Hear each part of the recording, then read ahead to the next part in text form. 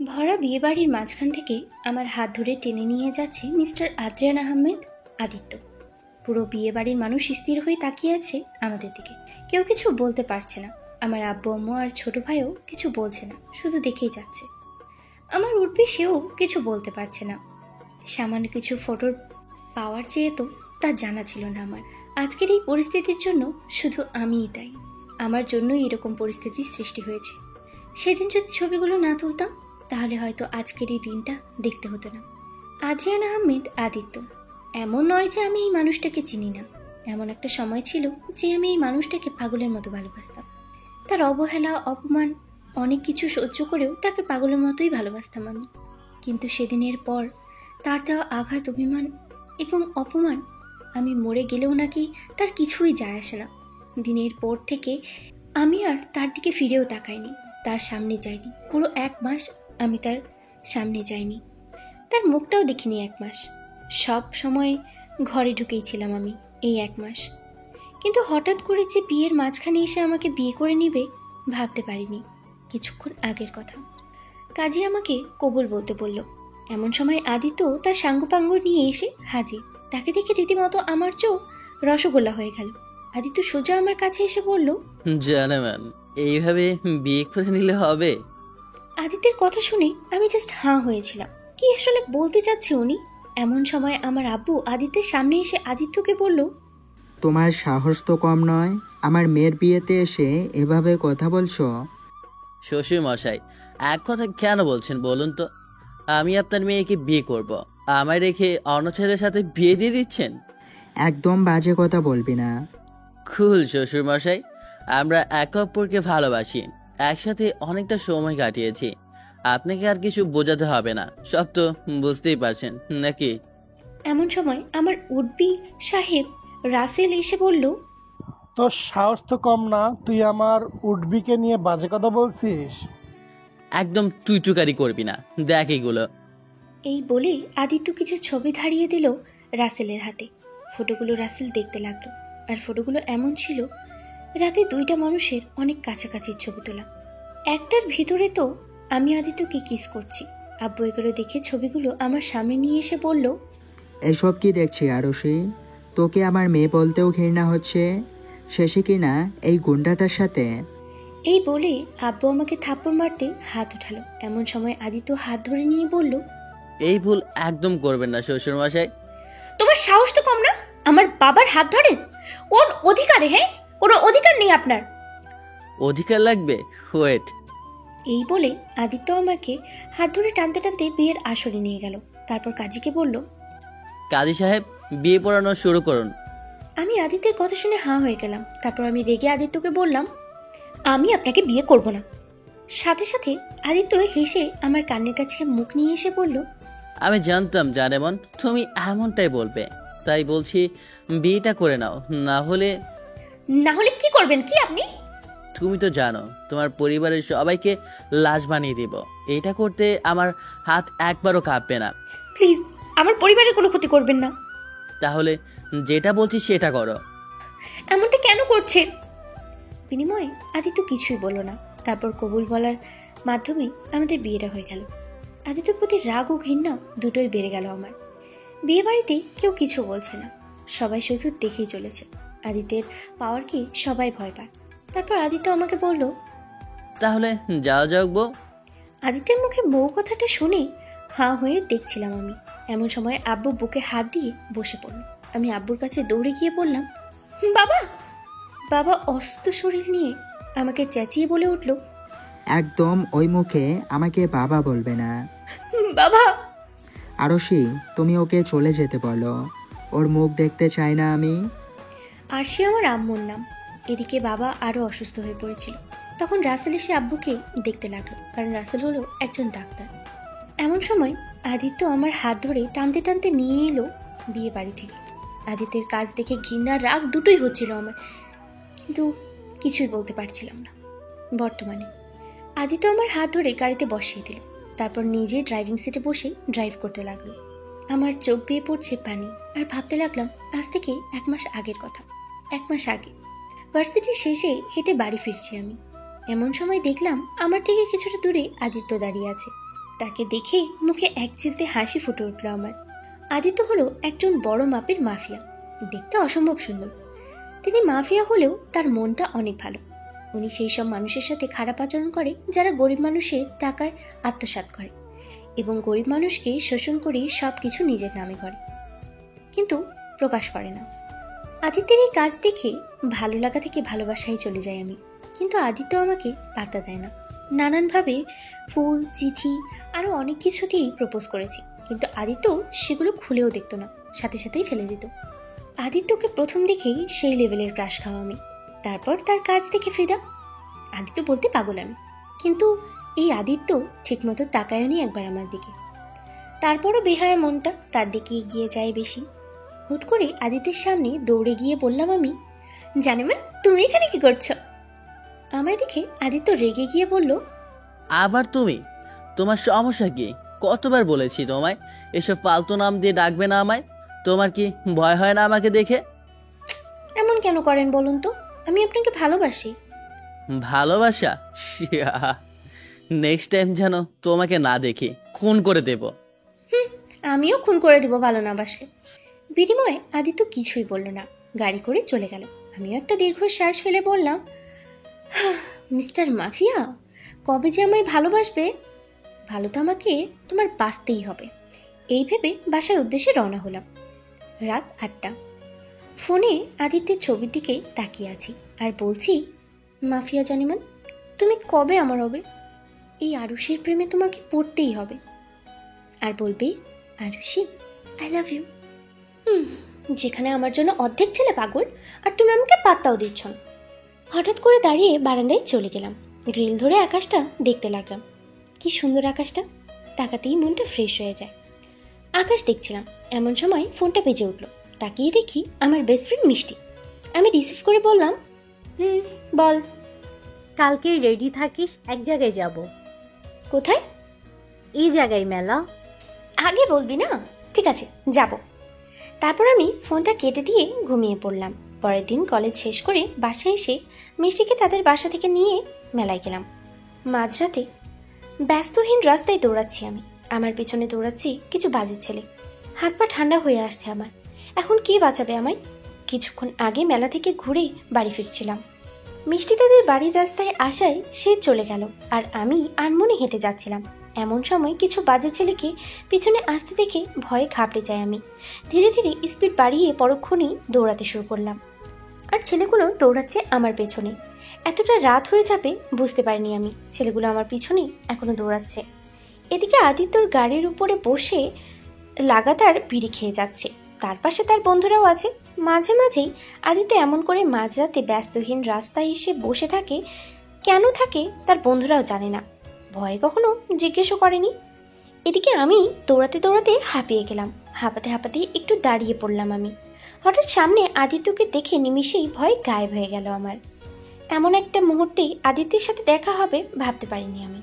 এমন পিছনে এসে দাঁড়ালো ছেলেগুলো। সাথে সাথে দৌড়ে গিয়ে আদিত্যের সামনে গিয়ে দাঁড়ালাম আমি। হাঁপাতে হাঁপাতে আদিত্যকে বললাম, জানিমান, এইভাবে এত রাতে দেখা হবে ভাবতে পারিনি। প্লিজ ওই ছেলেগুলোর হাত থেকে বাঁচাও আমায়। এদিকে আদিত্য এত রাতে একটা মেয়েলি কণ্ঠ শুনে অবাক হয়ে আর একবার সিগারেটটি টান দেয়, সামনে তাকায়। আবার আমাকে দেখে কিছু বলল না সে। হাতের ইশারা দিয়ে তার বন্ধুদেরকে আমার পেছনে ছেলেগুলোকে ইশারা করল। সাথে সাথে আদিত্যের বন্ধুরা আমার পেছনে থাকা সেই ছেলেগুলোর দিকে দৌড় দিল। আদিত্যের বন্ধুদের দৌড়াতে দেখে আমার পেছনে থাকা ছেলেগুলো দৌড়ে পালিয়ে গেল। এদিকে আমি ছেলেগুলোকে পালাতে দেখে খুশি হয়ে আদিত্যকে বললাম, থ্যাংক ইউ জানোয়ার। এত রাতে এখানে কি করছো? ও কিছু না, বান্ধবীর সাথে মেলায় ঘুরতে গিয়েছিলাম। এমন সময় আদিত্যের বন্ধু এসে আদিত্যকে বলল, ভাই সবগুলো ভয়ে পালিয়েছে। চলে গেছে, ভালো হয়েছে। তা তোমরা এখানে এত রাতে কি করছো? একটু হাঁটতে বেরিয়েছিলাম। ও, গাড়ি করে হাঁটতে বেরিয়েছিলে? এত ভকভক না করে বাড়ি যাও, এত প্রশ্ন করো কেন? না না, এমনি জিজ্ঞেস করলাম। এই বলে আমি চুপ করে দাঁড়িয়ে রইলাম। আমাকে এইভাবে চুপ করে থাকতে দেখে আদিত্য আমাকে ধমক দিয়ে বলল, কি হলো, কথা কি কানে যাচ্ছে না? একা যাবো না, আমার বাড়ি পৌঁছিয়ে দাও জানিমান। মাথা কি খারাপ হয়ে গেছে নাকি তোমার? আমার মাথা ঠিকই আছে। তোমার মাথা খারাপ হয়ে গেছে। আর একটু আগে কতগুলো বাজে ছেলে আমার পিছু নিল। কোথায় বলবে তোমায় পৌঁছে দেই তা না। ঠিক আছে রাশেদ, তুই গিয়ে ওকে বাড়ি পৌঁছে দে। ও কেন যাবে? তুমি যাবে জানেমান। আচ্ছা চলো জানেমান, আমরা একসাথে হেঁটে হেঁটে বাড়ি যাই। আমার কথা শুনে আদিত্য আমার দিকে চোখ গরম করে তাকালো, কিন্তু তাকে পাত্তা দেয় কে? হুট করে আদিত্যের হাত ধরে হাঁটা শুরু করলাম আমি। আদিত্যের সাথে ওর বন্ধুরাও ছিল, তারা কিছু বললো না। আদিত্য নীরবতায় চললো আমার সাথে। আমি হাঁটছি আর আদিত্যের হাত ধরে নানান কথা বলছি। আমি আমার মতো বকবক করেই চলেছি, কিন্তু আদিত্য কোনো কথা বলছে না। ও ওর মতো বিড়ি খেয়েই চলেছে। হুট করে আমি আদিত্যের সামনে দাঁড়িয়ে পড়লাম আর তার হাত থেকে বিড়িটা নিয়ে মাটিতে ফেলে দিয়ে বললাম, আমি এত বকবক করছি আর তুমি? ডোন্ট কেয়ার ভাব নিয়েই বললাম, কিন্তু আদিত্য সাথে সাথে রেগে আমার হাত চেপে ধরে বলল, তোমার সমস্যা কি বলো তো? সারাদিন শুধু বক বক আর বক বক। কতবার বলেছি তোমায় বিয়ে করবো না, আমি অন্য কাউকে করবো, তবু তোমাকে না। কি? আমায় ছেড়ে অন্য কাউকে বিয়ে করলে খবর আছে তোমার। তোমাকে আমায় বিয়ে করতে হবে না, আমিই তোমাকে বিয়ে করব। আমি কিছুটা রেগেই কথাগুলো বললাম। কি যেন মনে করে হুট করে আদিত্যের পকেট থেকে ফোনটা বের করে উড়াধুরা ছবি তুলতে শুরু করলাম আমি। কেন করলাম জানা নেই আমার, ভালো লাগছিল। আদিত্য আমার কাজ দেখে রেগে বলল, এসব কি করছো তুমি? তুমি যেন আমাকে ছেড়ে অন্য কাউকে বিয়ে করতে না পারো তার ব্যবস্থা। এই বলে আদিত্যের খুব কাছের ছবি তোলা শুরু করে দিলাম আমি। আমার কাজ দেখে আদিত্য বিরক্ত হয়ে তার ফোনটা নেওয়ার জন্য লাফালাফি শুরু করে দিল, কিন্তু আমি দিব না। এক পর্যায়ে আমি আদিত্যর গালে কিস করে বসি, আর আমার হাতে ফোনের ক্যামেরায় অন থাকায় চাপ লেগে ছবি উঠে যায়। এমন কিছু হয়ে যাবে এটা আমি বা আদিত্য কেউ বুঝতে পারিনি। আদিত্য তার ফোনটা আমার হাত থেকে নিয়ে চেঁচিয়ে বলল, এসব কি করলে তুমি, বেয়াদব মেয়ে? আদিত্যের ধমকে কেঁপে উঠলাম আমি। পরক্ষণেই কিছু না ভেবে দৌড়ে আদিত্যের কাছ থেকে চলে এলাম আমি। জানি ওখানে থাকা মানে বিপদ, একটু বাড়াবাড়ি হয়ে গেছে, কিন্তু আমি ইচ্ছে করে করিনি। এদিকে আদিত্য রাগে গজগজ করতে করতে চলে গেল আর আমাকে হাজারটা গালি দিতে লাগলো। বেশি বার বেড়ে গেছে মেয়েটার। এসব বলতে বলতেই চলে গেল। এদিকে আমি বাড়ি এসে সোজা দৌড়ে রুমে গিয়ে দরজা বন্ধ করে দিয়ে জোরে জোরে শ্বাস ফেলতে লাগলাম। আমি একটা মুচকি হাসি দিয়ে ঘুমিয়ে পড়লাম। এভাবেই কাটছিল আমার আর আদিত্যর দিন। প্রতিদিন বিভিন্নভাবে আমি আদিত্যকে বিরক্ত করতাম, নানাভাবে জ্বালাতন করতাম, আর আদিত্য শুধুই আমাকে ইগনোর আর অপমান করত। আমি ভেবেছিলাম কখনো না কখনো আদিত্য আমাকে ভালোবাসবে, আমার প্রতি একটু হলেও ফিলিংস ছিল আদিত্যের। কিন্তু আমার এই ধারণা ভুল প্রমাণিত হলো সেই দিন। আজকে ভার্সিটির নবীন বরণ অনুষ্ঠান। এবছরে আসলে যারা নতুন ভর্তি হয়েছে তাদের জন্য, আর আমি সিনিয়র হওয়ার জন্য তার দায়িত্ব আমাদের উপরেই পড়েছে। আজকে সবাই শাড়ি পরে যাবে ভার্সিটি, তাই আমিও শাড়ি পরে যাব ভাবতেই খুশি খুশি লাগছে। শাড়ি বরাবরই ফেভারিট আমার।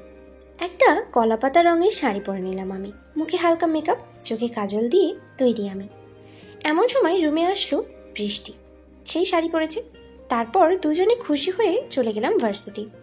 দুপুরের দিকে সব স্যার ম্যাডাম ভাষণ শেষ করে অনুষ্ঠান প্রায় শেষের দিকে। একরাশ বিরক্তি মাথায় নিয়ে বসেছিলাম আমি। এদিকে আদিত্য এবং তার বন্ধু দৌড়াচ্ছিল একটা ছেলেকে ধরার জন্য। ছেলেটার দোষ ছিল ড্রাগ পাচার করত। আদিত্য সেটা জানতে পেরে ছেলেটাকে ধরার জন্য দৌড়াচ্ছিল। আদিত্যের সামনে থাকা ছেলেটা দৌড়াতে দৌড়াতে এক পর্যায়ে ভার্সিটিতে ঢুকে যায়, আর সাথে সাথে আদিত্যও ঢুকে যায়। এদিকে করাতালির অনুষ্ঠান শেষ করে বাড়ি ফেরার উদ্দেশ্যে রওনা হব সবাই। এমন সময় গুলির শব্দের সাথে সবাই দৌড়ানি দেখে ঘাবড়ে গেলাম আমি। সবাই দৌড়াচ্ছে এমন সময় মিষ্টি বলল, আরুষি তাড়াতাড়ি ছুটে আয়। ওর কথা মতো আমিও দৌড়াতে শুরু করলাম। এমন সময় কোথা থেকে যেন একটা ছেলে এসে আমার হাত ধরে টেনে আমার মাথায় বন্দুক ঠেকিয়ে বলল। ছেলেটির কথায় আমিও তাকালাম আদিত্যের দিকে। ভয়ে কলিজা কেঁপে উঠছে আমার। আবার কোথাও থেকে মন বলে উঠছিল আদিত্য বলবে আমায় ছেড়ে দিতে, কিন্তু না, ছেলেটির কাজে আদিত্য হাসলো, হেসে বলল, তাই নাকি? তা দে না, ও আমার বউ নাকি অন্য কিছু যে তোকে ভয় পাবো আর ছেড়ে দেব? এদিকে আদিত্যের এমন কথা শুনে আমি হা হয়ে গেলাম। আমি মরে গেলেও কিছু যায় আসে না আদিত্যের। মুহূর্তের মধ্যেই আদিত্যের প্রতি আমার সব ইচ্ছে স্বপ্ন ভেঙে চোরমার হয়ে গেল। সেদিন আদিত্যের দেওয়া আঘাত আমি মেনে নিতে পারি। আমি মরে গেলেও যার কিছুই যায় আসে না, সে যাই হোক কোনোদিন আমায় ভালোবাসতে পারবে না। এদিকে আদিত্যের কথা তালে তালে আদিত্যের বন্ধুরা পেছন থেকে ছেলেটাকে ধরে ফেলল। আর আমায় ছাড়িয়ে ছেলেটাকে নিয়ে চলে গেল। ছেলেটি ছেড়ে দিতেই মিষ্টি এসে ধরলো আমায়। মুহূর্তের মধ্যেই সব কালো অন্ধকারে ডুবে গেলাম। অতিরিক্ত ভয় আর আদিত্যের দেওয়া আঘাত দুটো একসাথে মস্তিষ্কের কোনো এক কোণে ধাক্কা মারল, আর আমি জ্ঞান হারালাম। সেদিনের পর থেকে আরুষি আর আদিত্যকে জ্বালাতন করে না, আর না কখনো ওর সামনে গেছে। পুরো 1 মাস ঘরবন্দি থেকেছে আরুষি। না কারোর সাথে কোনো কথা বলেছে সে, শুধু রুমের ভেতরে বসে সব স্মৃতি একে একে দাফন দিয়েছে সে। এর ভেতরে তার বাবাও তাকে বিয়ের জন্য চাপ দিচ্ছিল, আর সেও রাজি হয়ে যায়। কিন্তু এইভাবে হুট করে আদিত্য এমন কিছু করবে সেটা কল্পনার বাইরে ছিল আরুষের। বর্তমানে কি হলো? গাড়ি থেকে বের হও, আমরা এসে গেছি। হঠাৎ আদিত্যের মুখে এমন কথা শুনে কল্পনার জগৎ থেকে বাইরে এলাম আমি। মিটমিট চোখে তাকিয়ে দেখলাম ইহা বড় একটা বাড়ি। আমি বের হলাম না গাড়ি থেকে। আমার কাজ দেখে আমাকে কোলে তুলে নিল আদিত্য। আদিত্যের এমন কাজ দেখে আমি অবাক হয়ে তাকালাম আদিত্যের দিকে। কষ্ট হচ্ছে আমার পুরনো কথাগুলো ভেবে। শুধু মস্তিষ্কের কোণে একটা কথাই বাজলো আমার, কেন এমন করলো সে? কেন এমন করলো আদিত্য? তারপর আদিত্য আমায় কোলে করে নিয়ে এসে একটা তুলতুলে সাদা বিছানায় বসিয়ে দিল। রাগ হচ্ছে ভীষণ আমার। আমি রেগে আদিত্যকে বললাম, কি হচ্ছে কি এসব? এসব করার মানে কি? জোর জবরদস্তি করে বিয়ে করলেন কেন আমায়? বলবো পরে, তুমি এখন রেস্ট নাও জানেমান, বাকি কথা পরে হবে। আগে তোমার জন্য খাবারের ব্যবস্থা করি। আপনি কি আমার সাথে মশকরা করছেন নাকি? থাকবো না আমি আপনার এখানে। এই বলে যেই না বিছানা থেকে উঠতে যাব, সাথে সাথে আদিত্য আমায় বিছানার সাথে চেপে ধরে বলল, এ ধরনের ভুল একদম করো না ডার্লিং। 1 মাস প্রচুর পুড়িয়েছ আমায়, এই শাস্তি তোমায় পেতেই হবে। আপনাকে পুড়িয়েছি মানে? আমাদের দেখা হলো কোথায়? এত কথা এখন বলতে পারবো না, চুপ করে বসে থাকো এখানে। 1 পা নড়লে পা ভেঙে বসিয়ে রাখবে এখানে। আজকে আমি খুব খুশি, তাই আজকে রাগাবে না আমায়। এই বলে আমায় ছেড়ে দিয়ে দরজার সামনে থেকে বন্ধ করে দিয়ে চলে গেল আদিত্য। আদিত্যের কাজে চরম বিরক্ত আমি। কি পেয়েছি কি আমায়? যখন যা ইচ্ছে তাই করবে নাকি? বিছানার চাদর চেপে ধরে নিজের রাগে কন্ট্রোল করছি আমি। কিছুক্ষণ পর আদিত্য হাতে করে খাবার নিয়ে রুমে আসলো। আদিত্যকে দেখে মাথা গরম হয়ে যাচ্ছে আমার। একদমই সহ্য হচ্ছে না। এই ছেলেটার জন্য না কত অবহেলা সহ্য করেছি আমি, কতবার নিজেই নিজেকে আঘাত করেছি। আদিত্যের স্মৃতি ভুলে যাওয়ার জন্য কত কিছুই না করেছি আমি, আর সেই আদিত্যই কিনা কোনো কিছু মেনে নিতে পারছি না আমি। আদিত্য খাবারগুলো নিয়ে আমার পাশে এসে বলল, এখনো ফ্রেশ হয়নি? তুমি কি চাও আমি ফ্রেশ করিয়ে দেই? একদম বাজে কথা বলবে না, আমার ভালো লাগেনি তাই ফ্রেশ হয়নি। হাসলো আদিত্য। আদিত্যের হাসি একদম সহ্য হচ্ছে না আমার, গা পিত্তি চলে যাচ্ছে আমার। আদিত্য তার হাসি থামিয়ে বলল, ঠিক আছে, ফ্রেশ হতে হবে না, আমি তোমায় খাইয়ে দিচ্ছি। আমি খাবো না। বেশি বাড়াবাড়ি করছো তুমি। বাড়াবাড়ি করছি? বেশ করছি। কি পেয়েছেন কি? যা বলবেন তাই করতে হবে নাকি? আপনি চেয়েছেন আপনার জীবন থেকে সরে যাই আমি, সরে গিয়েছি আমি, তাহলে আজ কেন আপনি এমন করলেন? উত্তর দিন আমায়। তোমার সব প্রশ্নের উত্তরই দেব আমি, তবে এখন নয়, পরে। কিন্তু আমি যে এখনই শুনবো। এত ভগভগ করো না তো, আমার মাথা খারাপ হয়ে যাবে। মাথা খারাপ হয়ে যাবে মানে? মাথা তো আমার খারাপ হয়ে যাচ্ছে। কেন করেছেন? আপনার জন্য আমার পরিবার এখন আমাকে ঘৃণা করে। বলতে বলতে কেঁদে উঠলাম আমি। আদিত্য আমার কাজে চেঁচিয়ে বলল, চুপ, একদম কথা বলবে না। চুপ করবো মানে? আগে প্রশ্নের উত্তর দিন, কেন করেছেন এমন? আর কিছু বলার আগেই আদিত্য আমার মুখে খাবার ভরে দিল। আচমকা এমন হওয়াতে আমি পুরো বোকা বনে গেলাম। এখন কথাও বলতে পারছি না। আদিত্য খাবার খাইয়ে দিতে দিতে শান্ত স্বরেই বলল, বলবো সব, তবে পরে। আগে একটু সময় দাও আমায়, সব ঠিক করে দেব আমি। আদিত্যের এই সান্ত্বনা একদমই সহ্য হচ্ছে না আমার। জোর জবরদস্তি করে আদিত্য আমায় খাবার খাইয়ে দিয়ে বলল, তুমি ফ্রেশ হয়ে ঘুমিয়ে পড়ো। আমি ফ্রেশ হব না, এইভাবেই থাকবো। বেশি বাড়াবাড়ি করলে কিন্তু আমি তোমাকে ফ্রেশ করিয়ে দেব। উল্টোপাল্টা কথা একদম বলবেন না আমায়। আপনাকে সহ্য হচ্ছে না আমার, রুম থেকে বেরিয়ে যান। চেঁচিয়ে কথাটা বললাম আমি। চেঁচাতে চেঁচাতে এক পর্যায়ে খেদেই উঠলাম আমি। আদিত্য কিছুটা ঘাবড়ে গেল আমার কাজে। শেষমেশ সে কিছু না বলে রুম থেকে বেরিয়ে যায়। আদিত্য যেতেই আমি কাঁদতে কাঁদতে বিছানায় শুয়ে পড়ি আর ঘুমিয়ে পড়লাম। আমার একদম সহ্য হচ্ছে না আদিত্যকে। এদিকে ড্রিঙ্কস হাতে নিয়ে বসে আছে আদিত্য। এই 1 মাস দিনগুলো কিভাবে কেটেছে ভাবতেই অবাক হয় আদিত্য। এই 1 মাসে আদিত্য বুঝতে পেরেছে আরুষের প্রতি তার অনুভূতি আর ভালোবাসা কথায় আছে না, কাছে থাকলে কেউ বুঝতে পারে না গুরুত্ব কতটা, দূরে গেলেই বোঝা যায় তার শূন্যতা। আদিত্যও বুঝেছে আরুষির শূন্যতা। এমনটা নয় যে সে খুব কষ্ট পাচ্ছে আরুষির ব্যবহারে, সেও কম অবহেলা করেনি আরুষিকে। আর সেই অবহেলার যন্ত্রণা পেয়েছে আদিত্য এই 1 মাস। চোখ বন্ধ করে আদিত্য ভাবতে লাগলো সেই পুরনো দিনগুলোর কথা, আগের দিনগুলো। প্রায় 1 সপ্তাহ হয়ে গেছে আরুষির সাথে দেখা হয়নি আদিত্যের। প্রথম প্রথম ভালো লাগলেও পরে ভালো লাগেনি আদিত্যের। ভেতরে ভেতরে আরুষির শূন্যতা অনুভব করেছে সে। আরুষির পাগলামি মনে করে হঠাৎ করে হেসে উঠেছে আদিত্য। আচমকা এমন হেসে ওঠায় তার বন্ধুরা অবাক হয়। রাশেদ অবাক হয়ে জিজ্ঞেস করে আদিত্যকে, কি হলো ভাই? না তেমন কিছু নয়, বাদ দে। ও আচ্ছা ভাই। আচ্ছা, ওই মেয়েটাকে আর দেখছি না কেন বলতো? আগে তো রোজ 3 থেকে 4 বার সামনে আসতো। আদিত্যের কথা শুনে তার বন্ধু রাশেদ অবাক হয়ে আদিত্যকে জিজ্ঞেস করে। ভাই আপনি কি মেয়েটাকে মিস করছেন? সাথে সাথে আদিত্য চমকে উঠল। কাঁপা কাঁপা গলায় রাশেদকে বলল, মিস করতে যাবো কেন, এমনি বললাম। ও আচ্ছা ভাই, জানি না, গত কয়েকদিন ধরে আমরাও দেখিনি মেয়েটাকে। ঠিক আছে, বাদ দে। ঠিক আছে ভাই। এই বলে আদিত্য টপিক চেঞ্জ করে নিল। আদিত্য নিজেও অবাক, সে কি মেয়েটাকে সত্যি মিস করতেছে নাকি? ধর, যা হয়েছে ভালো হয়েছে, আর মেয়েটার স্টুপিড কাণ্ডগুলো দেখতে হবে না, এইসব ভেবে আদিত্য নিজের কাজেই মন দেয়। কিন্তু যত দিন যাচ্ছিল আরুষির প্রতি আদিত্য তার শূন্যতা বেড়েই যাচ্ছিল। একটা সময় সত্যি সত্যি আদিত্য মিস করতে শুরু করে আরুষিকে। আরুষির করা পাগলামিগুলো খুব মনে পড়ে তার। রাতে ঘুমও হয় না ঠিক মতো আদিত্যের।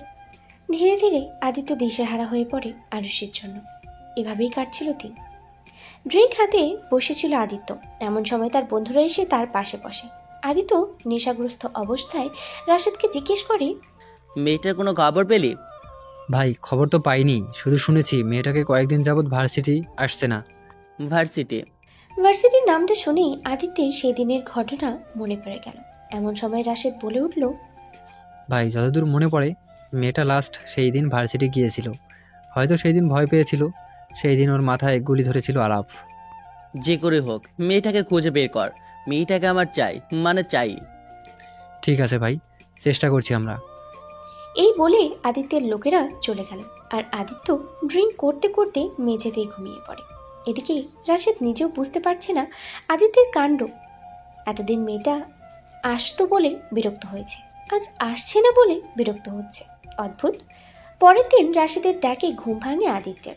আদিত্যের ঘুম ভাঙতেই রাশেদ অবাক হয়ে জিজ্ঞেস করে, ভাই আপনি কি সারা রাত মেঝেতে ছিলেন নাকি? ওসব বাদ দে, আগে বল মেয়েটার কোনো খবর পেয়েছিস? পেয়েছি, তবে কি তবে? ভাই মেয়েটার বিয়ে ঠিক হয়ে গেছে, 2 দিন পর তার বিয়ে। রাশেদের কথা শুনে আদিত্য রেগে গিয়ে রাশেদের কলার চেপে ধরে বলে, এসব কি বলতেছিস? এটা হতে পারে না। মুহূর্তেই আদিত্যের মাথা খারাপ হয়ে যায়। বুকের বাঁ পাশে চিনচিন ব্যথা অনুভব হয় তার। পুরো রুমের জিনিসপত্র ভেঙে চুরমার করে দেয়। সে কিছুতেই মেনে নিতে পারেনি আরুষির বিয়ে। শেষে আদিত্যের মাথায় ওই ছবিগুলোর কথা মনে পড়ে, আর বিয়ের দিন বর্তমানে। ভাই ভাবির জন্য জামা কাপড় কিনে আনতে বলেছিলেন না, এই যে এনেছি। হঠাৎ রাশেদের কণ্ঠ শুনে আদিত্য তার কল্পনার জগৎ থেকে বেরিয়ে এলো। আনমনেই বলে উঠল সে, কি? ভাই ভাবির জন্য জামা কাপড়। ও, ওগুলো এখানে রেখে যা তোরা। ঠিক আছে ভাই। এই বলেই চলে যায় রাশেদ। আবারও ড্রিঙ্ক 1 গ্লাসে চুমুক দেয় আদিত্য। রাত 2:45। আদিত্য ঢুলতে ঢুলতে আরুষির রুমে ঢুকলো। আরুষি ঢুলতে ঢুলতে গিয়ে বসে পড়ল আরুষির পাশে। আনমনে ঘুমিয়ে আছে আরুষি, মায়াবী তার মুখ। আনমনি আদিত্যের হাত চলে যায় আরুষির গালে। এদিকে আচমকা গালে কারো স্পর্শ পেতেই হালকা নড়ে উঠল আরুষি। হাসলো আদিত্য। আনমনি বলে উঠল সে, যখন তুমি আমার কাছে ছিলে তখন হয়তো বুঝতে পারিনি তোমার জায়গা কোথায় আমার কাছে। এখন যখন বুঝে গেছি একবার, আর ছাড়ছি না তোমায়। সব সময় আগলে রাখবো। তোমার অভিমান ভাঙিয়ে নতুন করে শুরু করবো সবকিছু। এটুকু বলেই আরুষির গালে একটা চুমু দেয় আদিত্য। তারপর চুপটি করে আরুষির পাশে গিয়ে শুয়ে আরুষিকে জড়িয়ে ধরে বলল, অনেকদিন ঘুম হয়নি আমার, আজকে আরামে ঘুম দেবো আমি। এটুকু বলেই ঘুমিয়ে পড়ে আদিত্য আরুষিকে জড়িয়ে ধরে। আর আরুষি সে হয়তো আদিত্যের বলা কথাগুলো শুনতেই পায়নি। শুনলে হয়তো খুশি হতো, কিংবা হয়তো না। এদিকে শক্ত করে জড়িয়ে ধরে আছে। বসতেই ঘুম ভাঙলো আমার। পাশে আদিত্যকে দেখে কি রিয়াকশন দেওয়া উচিত তা ভুলে গিয়েছে আমি। রাগ, অভিমান সব একসাথে মাথার উপরে ভিনভিন করছে। হুট করে আদিত্যকে সরিয়ে দিয়ে উঠে পড়লাম আমি। বিরক্ত লাগছে সবকিছু। আনমনেই বিছানা থেকে উঠে দাঁড়ালাম আমি। তারপরে শাড়ি কুচি ধরে হাঁটতে শুরু করলাম আমি। আদিত্যের রুমটা অনেক বড়, সব দিকে রয়েছে দামি দামি জিনিসপত্র। হঠাৎই চোখ পড়লো বিছানা থেকে কিছু দূরে থাকা একটা আয়নার দিকে। হাঁটতে হাঁটতে সেখানে চলে গেলাম আমি। পুরো শরীর ব্যথা করছে আমার। কালকের সাজে এখনো সজ্জিত আমি। আয়নার দিকে তাকাতেই চমকে উঠলাম আমি। চুলগুলো সব এলোমেলো হয়ে গেছে, গায়ের গয়নাগুলো সব উল্টে পাল্টে রয়ে গেছে, কাজল সব লেপটে গেছে আমার। এক কথায় আমাকে পুরো পাগলের মতো দেখাচ্ছে। সব একে একে খুলতে শুরু করলাম আমি। কানের ভারী দুল, গলায় থাকা সেই ভারী নেকলেস, শাড়ির অবস্থা খারাপ হয়ে গেছে। কিন্তু কথাগুলো এটা খুললে কি পারবো আমি? আনমনে প্রশ্নটা করে বসলাম আমি নিজেই নিজেকে। এমন সময় চোখ বন্ধ করতেই আদিত্য বলে উঠল, ওই আলমারিতে অনেকগুলো শাড়ি আর সালোয়ার কামিজ সহ প্রয়োজনীয় সব আছে, পরে ফেলতে পারো। আদিত্যের কথা শুনে কিছু বললাম না আমি। কোনো কিছু বলার মুড নেই আমার। হাঁটতে হাঁটতেই আলমারির সামনে এসে দাঁড়ালাম, কিন্তু আলমারির চাবি কোথায় পাবো? এমন সময় আদিত্য তার হাত এগিয়ে দিয়ে বলল, এই যে চাবি। এবারে আদিত্যের কাছে অবাক হলাম আমি। বুঝলো কেমনে? আমার ভাবনার মাঝে আদিত্য বলে উঠল, এত বোঝার কি আছে? আলমারির কাছে যাচ্ছ, চাবি ছাড়া খুলবে কি করে? আদিত্যের কোনো প্রশ্নের উত্তর না দিয়ে তার কাছে গিয়ে হাত থেকে চাবিটা নিয়ে নিলাম আমি। তারপর আলমারি খুলতেই চোখ বড় বড় হয়ে গেল আমার। এত জামা কাপড়! সেখানে কার একটা রেড কালারের শাড়ির দিকে চোখ গেল আমার। সেটা নিয়ে আনমনেই ওয়াশরুমে চলে গেলাম আমি। এদিকে আদিত্য হাসলো, তারপর চোখ বুঝে নিল সে। হঠাৎ করে চেঁচানোর শব্দ শুনে লাফ দিয়ে উঠল আদিত্য। বিছানা থেকে উঠে ওয়াশরুমের দিকে যাওয়ার আগেই আমি দৌড়ে এসে তাকে জড়িয়ে ধরে বললাম, আরশোলা! এদিকে আচমকা এমনটা হয় আদিত্য প্রথমে ঘাবড়ে যায়, পরক্ষণেই হাসল সে। তারপর আমার কানের কাছে এসে ঝুঁকে বলল সে, সকাল সকাল এভাবে চমকে দিলে তো আমি হার্ট অ্যাটাক করবো ডার্লিং। এতক্ষণ পরেই কারোর মুখে এমন কথা শুনে চমকে উঠলাম আমি। ছোটবেলা থেকে আরশোলা খুব ভয় পাই আমি।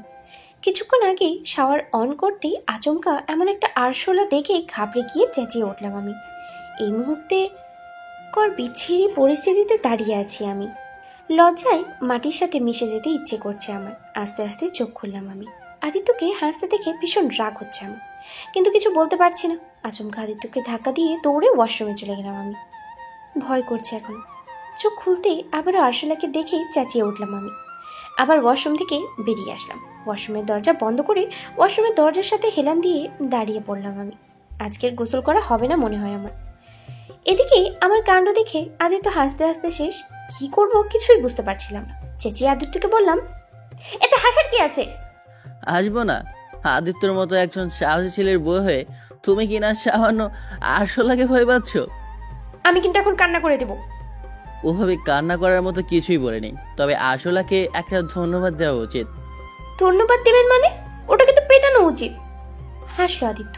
কিছুক্ষণের জন্য হলেও আদিত্যর হাসির দিকে চোখ আটকে গেল আমার। কি সুন্দর হাসি! সেটা এত সুন্দর কেন? হঠাৎ পুরনো কথা ভেবে রাগ হলো আমার। একটু গম্ভীর গলায় বললাম আমি, হাসা শেষ হলে এখন বলা হোক আমি গোসল কোথায় করব? আমার কথা শোনার পরে আদিত্য হাসি থামিয়ে দিয়ে আমার দিকে উঠে আসতে লাগলো। আচমকা আদিত্যের এমন কাজে ঘাবড়ে গেলাম আমি, তবে প্রকাশ করলাম না। স্থির হয়ে তাকিয়ে রইলাম তার দিকে। পরক্ষণেই আবার চোখ নামিয়ে ফেললাম।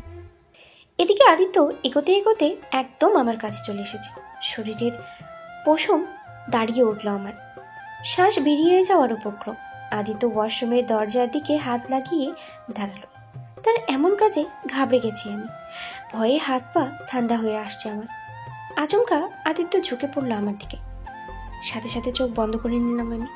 এদিকে আদিত্য আরুষির কাছে হাসলো। তারপর আরুষির কানের কাছে ঝুঁকে বলে উঠল সে, এভাবে ভেজা অবস্থায় সামনে আসলে নিজেকে কন্ট্রোল করার দায় হয়ে যাবে সুন্দরী। আদিত্যের মুখে এমন কথা শুনে পুরোই শক খেলাম আমি। এতক্ষণ পর মনে পড়েছে যে আমি ভেজা অবস্থায় ছিলাম। ছি ছি, কি একটা বিচ্ছিরি অবস্থা! আমি রাগে লোক নিয়ে তাকালাম। ইচ্ছে করছে শালা মাথাটা বাড়ি মেরে ফাটিয়ে দিই। হুট করে আদিত্য ওয়াশরুমের দরজা খুলে ভেতরে চলে গেল। চারপাশে তাকিয়ে কোথাও আরশোলা না দেখে বলে উঠল সে, চলে গেছে, এখন গোসল করে নাও। আদিত্যের কথা শুনে পেছন থেকে টিপ টিপ চোখে তাকালাম আমি চারপাশে। সত্যি নেই কি বাজে আরশোলা মাইরি? উফ, বাঁচা গেল। তারপর আদিত্য চলে গেল, আমিও ওয়াশরুমের দরজা বন্ধ করে দিলাম। এদিকে আদিত্য হাসতে হাসতে শেষ। আসলেই পাগলি একটা। বিকেলে আনমনি বেলকনির রেলিং ধরে দাঁড়িয়ে আছেন। কষ্ট হচ্ছে খুব। পরিবারের সবাই আমাকে ঘৃণা করছে। কোথাও না কোথাও এসবের জন্য আমিই দায়ী। কিন্তু এখনো বুঝলাম না আদিত্য এমন কিছু কেন করলো। এই প্রশ্নটা মাথা খারাপ করে দিচ্ছে আমার। এমন সময় আকাশ কালো মেঘে ঢেকে গেল। শহরটা পুরো কালো মেঘে ছেয়ে গেল। আকাশ গর্জন করছে, হয়তো তুমুল বেগে বৃষ্টি হবে। হঠাৎ মনে পড়ে গেল এই বৃষ্টির দিনেই ছোট ভাইয়ের সাথে করা দুষ্টু মিষ্টি মজাগুলো, ছাদে উঠে লাফালাফি। সত্যি দিনগুলো খুব সুন্দর ছিল ভেবে দীর্ঘশ্বাস ফেললাম আমি।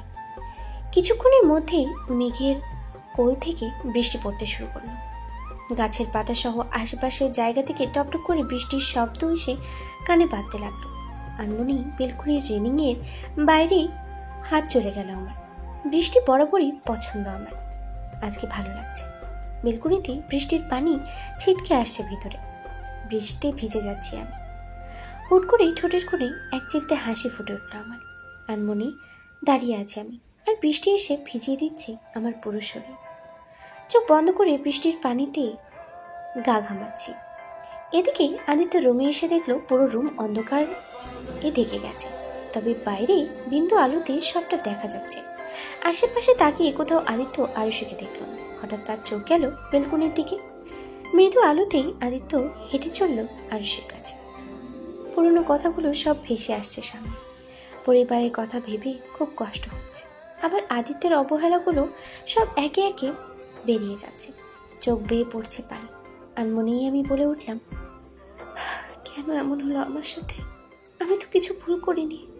আনমনেই ভালোবেসেছিলাম আমি তাকে, আর ভালোবাসা মানুষকে এত কষ্ট দেয় কেন তা তো জানা ছিল না। ভেতরে ভেতরে জ্বলে পড়ে ছারখার হয়ে যাচ্ছে। বৃষ্টির পানি আর চোখের পানিতে মিশে যাচ্ছে। হুট করেই কেউ পেছন থেকে হাত দিল কাঁধে। হঠাৎ কি হলো জানা নেই। হুট করে তাকে শক্ত করে জড়িয়ে ধরলাম আমি। তারপর কেঁদে কেঁদে বলে উঠলাম আমি, কেন এমন করলে তুমি? আমি তো শুধু ভালোবেসেছিলাম তোমার। হাজার হাজার স্বপ্ন বুনেছিলাম তোমায় নিয়ে। তোমায় তো শুধু ভালোবেসেছিলাম, আর ভালোবাসলে বোঝাতে কষ্ট পেতে হয়। কেন এমন করলে আদিত্য? কেন? কথা বলে কেঁদে উঠলাম আমি আদিত্যকে জড়িয়ে ধরে। এদিকে আরুষির প্রশ্নের কি উত্তর দেবে জানা নেই আদিত্যের। এতক্ষণে চুপটি করে শুধু কথাগুলো শুনতেছিল আদিত্য। সে জানে সে ভুল করেছে, বড় ভুল করেছে বসেছে সে। তার নিজের একটু দেরি হয়ে গেছে, আর তার এই ভুলের জন্য সে নিজেও কষ্ট পাচ্ছে, আর আরুষিকেও কষ্ট দিচ্ছে। কিছু না বলে আদিত্য আরুষিকে শক্ত করে জড়িয়ে ধরে। দুজনে বৃষ্টির পানিতে ভিজে যাচ্ছে, কিন্তু সেদিকে তাদের কোনো হুঁশ নেই। দুজন দুজনাকে জড়িয়ে ধরে দাঁড়িয়ে আছে। দুজনের মনে কষ্ট আছে, কারোটা প্রকাশ পাচ্ছে, আর ওটা বুকের গহীনে তুলে ডুবে যাচ্ছে। হয়তো কোনো একদিন প্রকাশ পাবে, কিংবা হয়তো না। রাত 11টা। কাঁথা মুড়ি দিয়ে গুটিসুটি মেরে ঘুমিয়ে আছে আরুষি, আর তার পাশে তার হাত শক্ত করে ধরে আছে আদিত্য। নিজেকে খুব অপরাধী মনে হচ্ছে তার। কিন্তু সে কি করতো যদি সত্যি অন্য কারোর সাথে বিয়ে হয়ে যেত? তাহলে সে কি করে বাঁচত? ছোটবেলা থেকেই সে একা থাকে। হঠাৎ যখন কাউকে নিয়ে বাঁচতে চাচ্ছে, তখন সে দূরে সরে যাচ্ছে কেন? উত্তর মেলে না আদিত্যের। সূর্যের ফুরফুরে আলোতে ভরে গেছে চারপাশ। সূর্যের হালকা চাপ মেশানো রোদে এসে পড়ছে আদিত্যের মুখে। বিছানায় মাথা দিয়ে আরুষের হাত জড়িয়ে ধরে কাল রাতে বসে বসে ঘুমিয়ে পড়েছিল সে। ধীরে ধীরে চোখ খুলল আদিত্য। এখনো ঘুমের লেশ কাটেনি তার। চোখ খুলে আরুষের ঘুমন্ত ফেসের দিকে তার চোখ আটকে গেল। আনমনে আদিত্যের হাত চলে গেল আরশের গালের কাছে। গালে হাত রাখতে চমকে যাওয়া উচিত, কারণ আরশের গাল প্রচণ্ড বেগে গরম। অসময়ে বৃষ্টিতে ভিজলে যা হয় আর কি, নিজের হাতে আরুষের কপালে হাত দিল। তারপর তার কপালে হাত দিয়ে তারপর দেখতে বুঝছে যে কালকের বৃষ্টির জন্য জ্বর এসে গেছে। আদিত্য বিছানা থেকে উঠে একটা বাটিতে করে পানি নিল। তারপর শুকনো কাপড় ভিজিয়ে আরুষের কপালে জলপট্টি দিতে লাগলো। তারপর নিজের ফোনটা বের করে ডাক্তারকে কল করলো। কিছুক্ষণের মধ্যেই ডক্টর চলে আসলো। আরুষিকে দেখে কিছু ওষুধের নাম লিখে দিল আর কয়েক ঘন্টা পর পর মাথায় জলপট্টি দিতে বলল। আদিত্য তার লোকদের বলে ওষুধ আনিয়ে নিল। এদিকে টিপটিপি চোখ মেলে তাকালাম আমি, অসম্ভব ক্লান্ত যে নিজেকে চোখ দিয়ে মনে হচ্ছে যে পানি পড়ছে আমার আপনা আপনি। চোখ দুটো জ্বলছে ভীষণ। আর বুঝে গেছি কালকে বৃষ্টি ভেজার পরেই এমন হয়েছে। এখন হঠাৎ মনে হলো কপাল ঠান্ডা ঠান্ডা রেশ বয়ে যাচ্ছে। হুট করে উঠে বসলাম আমি। কপাল থেকে কাপড় সরিয়ে কিছুক্ষণ চুপচাপ বসে রইলাম। এমন সময় দরজা খুলে হাতে স্যুপ নিয়ে রুমে ঢুকলো আদিত্য। আমি এভাবে বসে থাকতে দেখে দ্রুত এগিয়ে এসে স্যুপের বাটিটা পাশের টেবিলে রাখতে রাখতে বলল, বসছো কেন? শুয়ে থাকো। নিস্তব্ধ ভঙ্গিতে আদিত্যের মুখের দিকে তাকালাম আমি। আদিত্য আমার চাহনি দেখে বলে উঠল, আমি জানি তুমি খুব ক্লান্ত, তাই চুপটি করে শুয়ে থাকো, আমি তোমায় খাইয়ে দিচ্ছি। আচ্ছা ওয়েট। এই বলে আদিত্য আমায় ধরে পিছনে একটা বালিশ দিয়ে বসিয়ে দিল। আদিত্যের কাছে অবাক আমি, কি করতে চাইছে উনি? হুট করে আদিত্য স্যুপের বাটি হাতে নিয়ে বলল, হা করো। অবাক চোখে তাকালাম আমি আদিত্যের দিকে। আমার চাহনি দেখে আদিত্য বলে উঠল, কি হলো? হা করতে বলছি না? আমার মুখের দিকে তাকিয়ে থাকতে বলিনি? ছলো ছলো চোখে তাকালাম আমি আদিত্যের দিকে। হুট করে আদিত্য মুখের ভিতরে স্যুপ দিয়ে দিল। আমি অবাক হয়ে আনমনেই খেতে শুরু করলাম।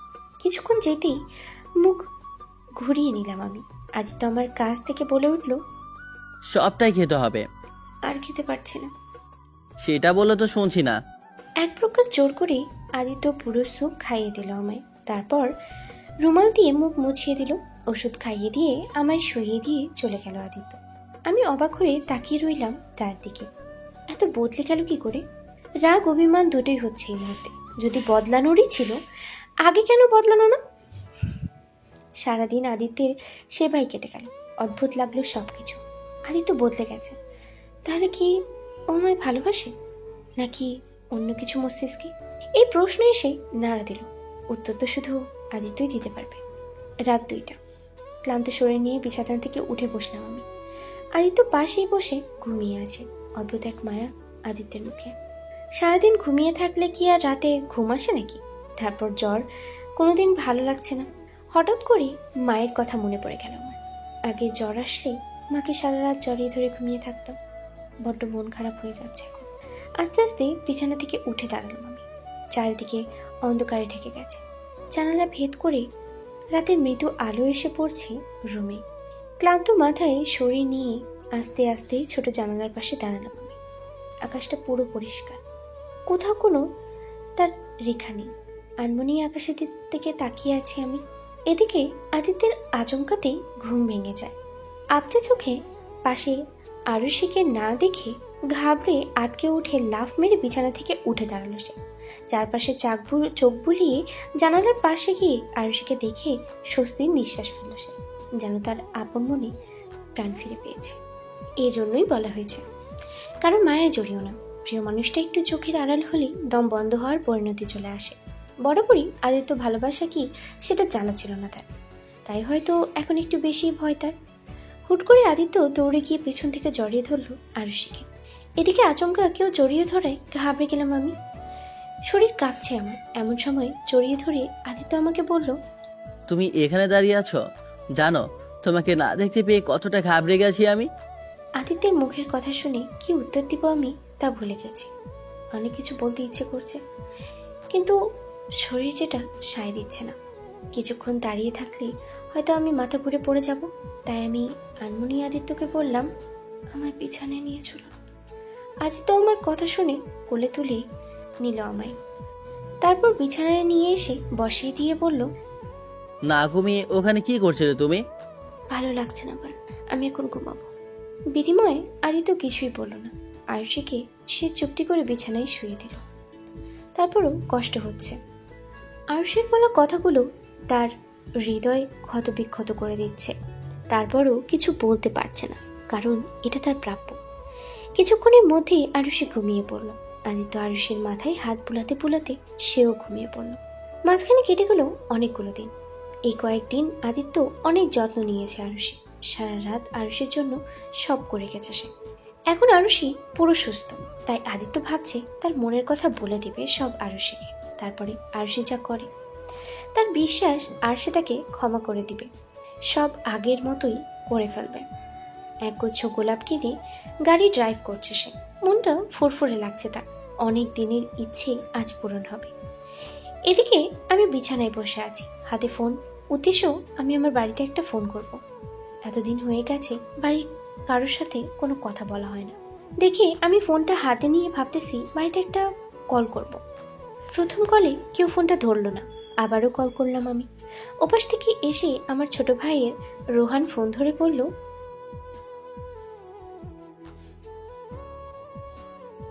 ভাই কেমন আছিস তুই?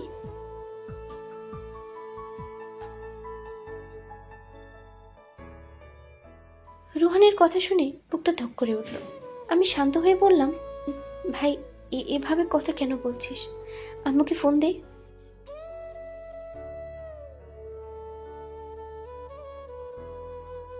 রোহানের কথা শুনে কষ্ট হচ্ছে আমার, তাই আমি কাঁদতে কাঁদতে বলে উঠলাম, বিশ্বাস কর ভাই, আমি কিছু করিনি। এমন সময় রোহানের কাছ থেকে ফোন নিয়ে আমার বাবা ধমকেশ্বরী বলে উঠল, কোন সাহসে তুমি আমাদের ফোন দিয়েছো? তোমাকে বলে দিয়েছি না আমাদের কাছে তুমি মৃত? বাবা!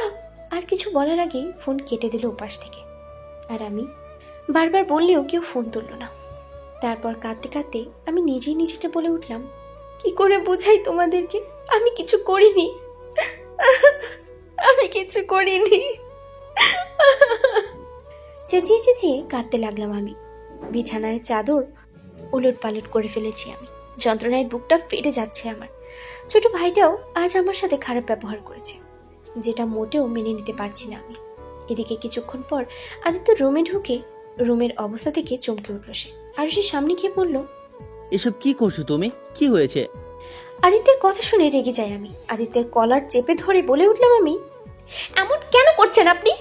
আপনার জন্য আজ আমার এই অবস্থা। কে বলেছিল এভাবে বিয়ে করতে? শুধুমাত্র আপনার জন্য আজ আমার পুরো পরিবার ঘৃণা করছে আমাকে। কেউ আমার সাথে কথা পর্যন্ত বলতে চাচ্ছে না। কি ভুল ছিল আমার? আপনি চেয়েছিলেন আমি আপনার লাইফ থেকে সরে যাই, সরে এসেছি। তাহলে কেন এমন করছেন? কেন? বলতে বলতে ডুকরে ডুকরে কেঁদে দিলাম আমি।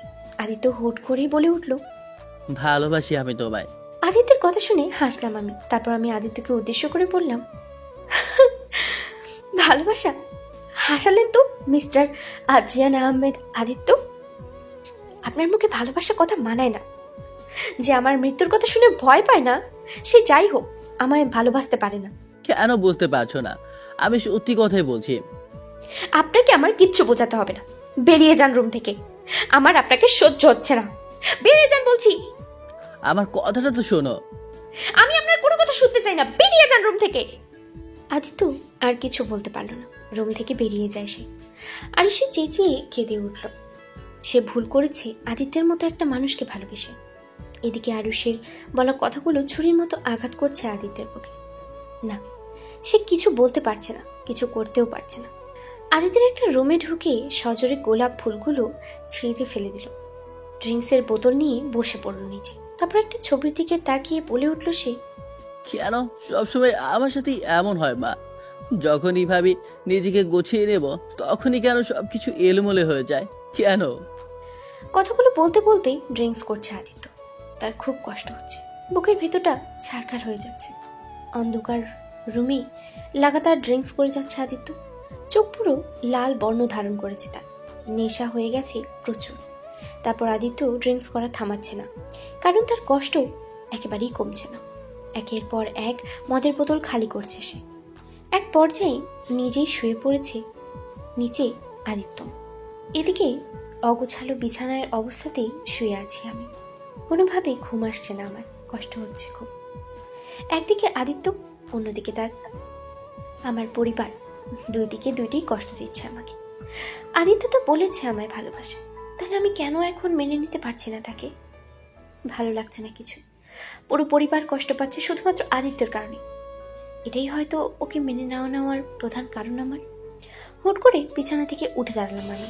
ঘড়ির দিকে তাকাতেই 2:02। রাত তো অনেক হয়েছে, তাহলে ঘুম কেন আসছে না আমার?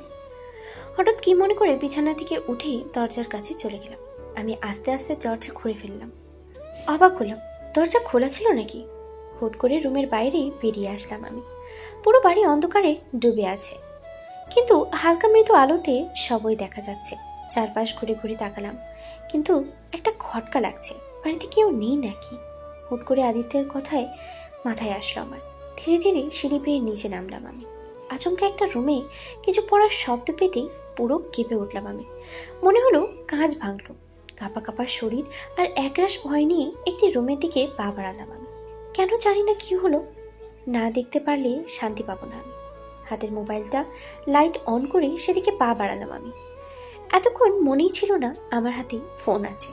স্তব্ধ হয়ে দাঁড়িয়ে পড়লাম আমি রুমটার দরজার সামনে, কারণ সামনে আদিত্যর হাত দিয়ে টপটপ করে রক্ত পড়ছে। আদিত্যের এমন কাণ্ড দেখে বুকের ভিতরে ধক করে উঠলো আমার। কোনো কিছু না ভেবে দৌড়ে গেলাম আমি আদিত্যর সামনে। তারপর আদিত্যকে ধরে উঠলাম আমি, তাকে বললাম, আদিত্য এগুলো কি করছেন আপনি? বিনিময়ে আদিত্য কিছুই বলল না। ও হয়তো শুনতে পায়নি আমার বলা কথাগুলো। আদিত্যর জবাব না পেয়ে আবারও ডাকলাম আমি। এবারও উত্তর দিল না আদিত্য। মনে মনে প্রচন্ড রাগ হচ্ছে আমার। হুট করে আদিত্যের শার্টের কলার চেপে ধরে বলে উঠলাম আমি, আদিত্য আপনি এগুলো কি করছেন? আপনার হাতে রক্ত পড়ছে তো। মিনমিন চোখে তাকালো আদিত্য আমার দিকে, কিন্তু কিছু বলল না। আদিত্য শুধু তাকিয়ে রইল। কি হলো, কথা বলছেন না কেন? এসব কি করছেন আপনি? হুট করে আদিত্য আমার হাত ধরে দিল টান। আচমকা এমনটা হওয়াতে আমি ঘাবড়ে গিয়ে পড়লাম আদিত্যের বুকে। নিঃশ্বাস স্তব্ধ হয়ে আসছে আমার। এসব কি করছেন আপনি? ছাড়ুন আমাকে। তুমি খুব খারাপ। আদিত্যর মুখে এমন কথা শুনে লাফালাফি বন্ধ করে দিলাম আমি। হুট করে বলে উঠলাম আমি, কি? তুমি খুব খারাপ জানো, খালি আমাকে কষ্ট দাও। আর আপনি যে আমায় কষ্ট দিয়েছেন, এখনো কষ্ট দিয়ে যাচ্ছেন, তার বেলা? মানুষ মাত্রই তো ভুল হয়। আমিও ভুল করেছি, তোমায় বুঝতে ভুল করেছি, নিজেকে বুঝতেও ভুল করেছি আমি জানি এইভাবে বিয়ে করা উচিত হয়নি তোমায়, কিন্তু কি করতাম? আমি এভাবে বিয়ে না করলে সারা জীবনের জন্য যে তোমাকে হারিয়ে ফেলতাম আমি, আর তোমাকে ছাড়া যে থাকা খুব কষ্টের, আমি আর নিতে পারছি না। এইটুকু বলেই আদিত্য একটা দীর্ঘ নিঃশ্বাস ছাড়ল। তারপর আবার বলতে শুরু করলো, বিশ্বাস করো, ছোটবেলা থেকে কষ্ট নিতে নিতে বড় হয়েছি আমি। সেই ছোটবেলায় মা বাবা মারা যায়, আবার সেই থেকে কষ্ট করতে করতে আজ এমন হয়ে গেছে। এতটা কঠোর এই হাত দিয়ে খুব মানুষ মারেনি আমি। তুমি যখন সাথে ছিলে তখন বুঝতে পারিনি কখন তোমার সব পাগলামিগুলোকে ভালোবেসে ফেলেছি আমি। যখন বুঝতে পারলাম তখন যে খুব দেরি হয়ে গেছে। তাই তো ওভাবে প্লিজ আর কষ্ট দিও না আমায়। আমার যে তোমার অবহেলাগুলো নিতে পারছি না, আমার ভিতরটা জ্বলে পড়ে চারকার হয়ে যাচ্ছে। একসাথে কথাগুলো বলে উঠল আদিত্য। তারপর আবারও একটা দীর্ঘ শ্বাস নিল আদিত্য। এদিকে আদিত্যের মুখে এসব কথা শুনে কি বলবো বুঝতে পারছি না। আমার এত কষ্ট হচ্ছে। তার হঠাৎ করে আদিত্য শক্ত করে জড়িয়ে ধরল আমায়। তারপর বলে উঠল, প্লিজ আমায় ছেড়ে যেও না। সবাই ছেড়ে চলে গেছে, আমায় একা করে দিয়েছে আমার বাবা মা সবাই। প্লিজ তুমি যেও না, তুমি চলে গেলে আমি হয়তো সত্যি সত্যি মরে যাব। আদিত্যের কথা শুনে কলিজা কেঁপে উঠল আমার, কিন্তু কিছু বলতে পারলাম না আমি। এতটা কষ্ট পাচ্ছে আমার জন্য। কিছুক্ষণ পর হঠাৎ মনে পড়ে গেল আমার আদিত্যের হাত দিয়ে রক্ত পড়ছে। এখন কি করব? আদিত্য যেভাবে ধরে আছে আমার পক্ষে ওকে বাইরে নিয়ে যাওয়া সম্ভব না। আবারও ডাকলাম আদিত্যকে, প্লিজ সবার আগে এখান থেকে চলুন, আপনার হাত দিয়ে রক্ত পড়ছে তো। বিনিময়ে আদিত্য কিছুই জবাব দিল না। শেষমেশ কোনো উপায় না পেয়ে আদিত্যকে ধরে উঠলাম আমি। তারপরেই তার হাতে আমার কাঁধে দিয়ে হাঁটা শুরু করলাম। ধীরে ধীরে হাঁটা শুরু করলাম আমি। এক হাতে মোবাইল, প্রচুর কষ্ট হচ্ছে। হঠাৎ সামনে সোফায় ধাক্কা লেগে পড়ে গেলাম সোফার উপরে আমরা। আমি নিচে আর উপরে আদিত্য। হায় রে, এখন কি হবে? এত বড় ছেলেকে আমার মতো এক পুচকি একটা মেয়ে কখনো নিয়ে আসতে পারে নাকি? তারপরে যে হারে ড্রিঙ্কস করেছে সমস্ত ভার তো আমার উপরে দিয়েই দিয়েছে মনে হয়। আস্তে আস্তে ছাড়িয়ে দিয়ে উঠে দাঁড়ালাম আমি। আস্তে আস্তে শ্বাস ফেলতে শুরু করলাম আমি। আমার পক্ষে একে পড়ে নিয়ে যাওয়া কোনোভাবেই সম্ভব না। আদিত্যকে সোফায় রেখে আগে রুমটা আলো জ্বালাতে হবে, তার জন্য সবার আগে লাইট অন করতে হবে। আর ভাবতে ভাবতে পুরো রুমে তাকিয়ে সুইচ খুঁজতে লাগলাম। কিছুক্ষণের মধ্যে পেয়েও গেলাম সুইচ। টিপতেই পুরো ঘর আলোকিত হয়ে গেল। তারপরে দৌড়ে উপরে চলে গেলাম আমি। স্যাভলন তুলাসহ আরও যাবতীয় জিনিস নিয়ে আসলাম। আদিত্যের সামনে গিয়ে আদিত্যের হাত পরিষ্কার করে দিতে লাগলাম আমি। তারপর হাত পরিষ্কার করে দিয়ে ওখানে কখন ঘুমিয়ে গেছি আমার আর মনে নেই। সকালে সূর্যের ফুরফুরে আলোতে ঘুম ভাঙে আদিত্য। মাথাটা অসম্ভব ভার হয়ে আছে তার। ধীরে ধীরে উঠে বসতে নিল সে। আচমকা হাতে আটকে যায় তার। সামনে ঘুরে তাকিয়ে দেখে অবাক হয় সে। পরক্ষণেই আরুষির মায়াবী মুখ থেকে টোটে মুচকি হাসি ফুটে ওঠে তার। আদিত্য হাত ধরে বসে কখন যে আরুষি ঘুমিয়ে পড়েছে আনমনেই আদিত্যের হাত চলে যায় আরুষির কপালে থাকা চুলগুলির দিকে। হাত দিয়ে সরিয়ে কানের পাশে গুজিয়ে রাখতে আদিত্যের হাতের স্পর্শ হালকা নড়ে উঠল আরুষি। চোখ বন্ধ করে আবারও শুয়ে পড়ল। এদিকে হুট করে ঘুম ভেঙে গেল আমার। চোখ মেলে দেখলাম এখনো আদিত্য ঘুমাচ্ছে। আনমনে উঠে দাঁড়ালাম আমি। আদিত্যের কপালে হাত দিতেই চোখ মেলে তাকালো। এমনটা হওয়াতে কিছুটা ঘাবড়ে গেলাম আমি। কোনো কিছু না বলে সরে আসতে লাগলাম আমি। সাথে সাথে আদিত্য উঠে বসে বলল, আমাকে ভালোবাসো? সকাল সকাল আদিত্যের মুখে এমন কথা শুনে অবাক হলাম আমি। তারপরে বলে উঠলাম, না বাসি না, আপনাকে ভালোবাসা আমার কি লাভ? বলেই হনহন করে চলে গেলাম আমি। এদিকে আদিত্য মনে মনে হাসলো। তারপরে বলে উঠল, আমি জানি তুমি আমায় এখনো ভালোবাসো, এখন একটু অভিমান করে আছো। ঠিক আছে, আজ থেকে তোমার অভিমান ভাঙার দায়িত্ব নিলাম আমি। রাতে বিছানায় বসে আছি আমি। এমন সময় হুট করে আদিত্য রুমে এসে আমায় কোলে তুলে নিল। আদিত্যের এমন কাজ দেখে অবাক হলাম আমি। আদিত্যের সাথে হাতা খামচে ধরে বললাম আমি, কোথায় নিয়ে যাচ্ছেন আমায়? বিনিময়ে আদিত্য কিছুই বলল না। কোলে করেই হাঁটা শুরু করলো সে। আর আমি অবাক চোখে তাকিয়ে রইলাম তার দিকে। আদিত্য কোলে করে নিয়ে এসে গাড়িতে বসিয়ে দিল আমায়। তারপর নিজেই ড্রাইভিং সিটে বসে গাড়ি চালাতে শুরু করলো। কিছুক্ষণ পর আদিত্য গাড়ি থামিয়ে দিল। তারপর আমার হাত ধরে বলল, চলো জানাবেন। হ্যাঁ না কিছু বলার আগে আদিত্য হাত ধরে হাঁটা শুরু করলো। কিছুক্ষণ হাঁটতে একটা আইসক্রিমের দোকানের সামনে দাঁড়ালো। তারপরে বলে উঠল, আইসক্রিম খাবে জানাবেন? আদিত্যের কথা শুনে মুখ ঘুরিয়ে নিলাম আমি। আদিত্য কিছু না বলেই দুটো আইসক্রিম নিয়ে আসলো। তারপর আমার হাতে দিয়ে ধমকের সুরে বলল, খাও, খেতে বলছি না? আদিত্য ধমকে পুরো খেপে উঠলাম আমি। বাবা গো, মনে হয় পুরো চটে আছে। ভয়ে আদিত্যের হাত থেকে আইসক্রিম নিয়ে নিলাম আমি। তারপরে আইসক্রিম খেতে শুরু করলাম আমি। আদিত্য আমার কাণ্ড দেখে হাসলো। তারপর আমার হাত ধরে হাঁটতে শুরু করলো সে। তার কাজে রীতিমতো অবাক আমি। কিছুটা আগে আমি তো বিহেভ করছে সে। জ্যোৎস্না ভরা রাত, আকাশে কয়েকশত তারার ঝলমল করছে, তার সাথে ফুরফুরে বাতাস, সব মিলিয়ে একটা অসম্ভব সুন্দর একটা পরিবেশ। আর এমন পরিবেশ দিয়ে আমার হাত ধরে হাঁটছে আদিত্য। উপরে রেগে থাকলেও ভেতর থেকে অসম্ভব খুশি আমি। এমন সময় সামনে কিছু একটা দূরে ফুচকা আলার দোকান দেখতে পেলাম। কিন্তু সেটা আদিত্য কিভাবে বলবো? দোকানের ফুচকার দিকে তাকাতেই ঠোঁট বাঁকিয়ে বেরিয়ে আসলো আমার। ধুর, রেগে থাকলে এই এক ঝামেলা, না যায় কিছু বলা আর না যায় কিছু করা। আমরা ফুচকাওয়ালার দোকানে টপকে যাচ্ছি। ধুর, ভালো লাগে না। কিছুটা জুড়ে যেতেই হঠাৎ আদিত্য দাঁড়িয়ে পড়ল। তার কাছে অবাক হলাম আমি। হঠাৎ আদিত্য বলে উঠল, ফুচকা খেতে ইচ্ছে করছে সেটা বললেই তো হয়। বুঝলো কেমনে? যেভাবে তাকিয়েছিলে যে কেউ বুঝে যেত।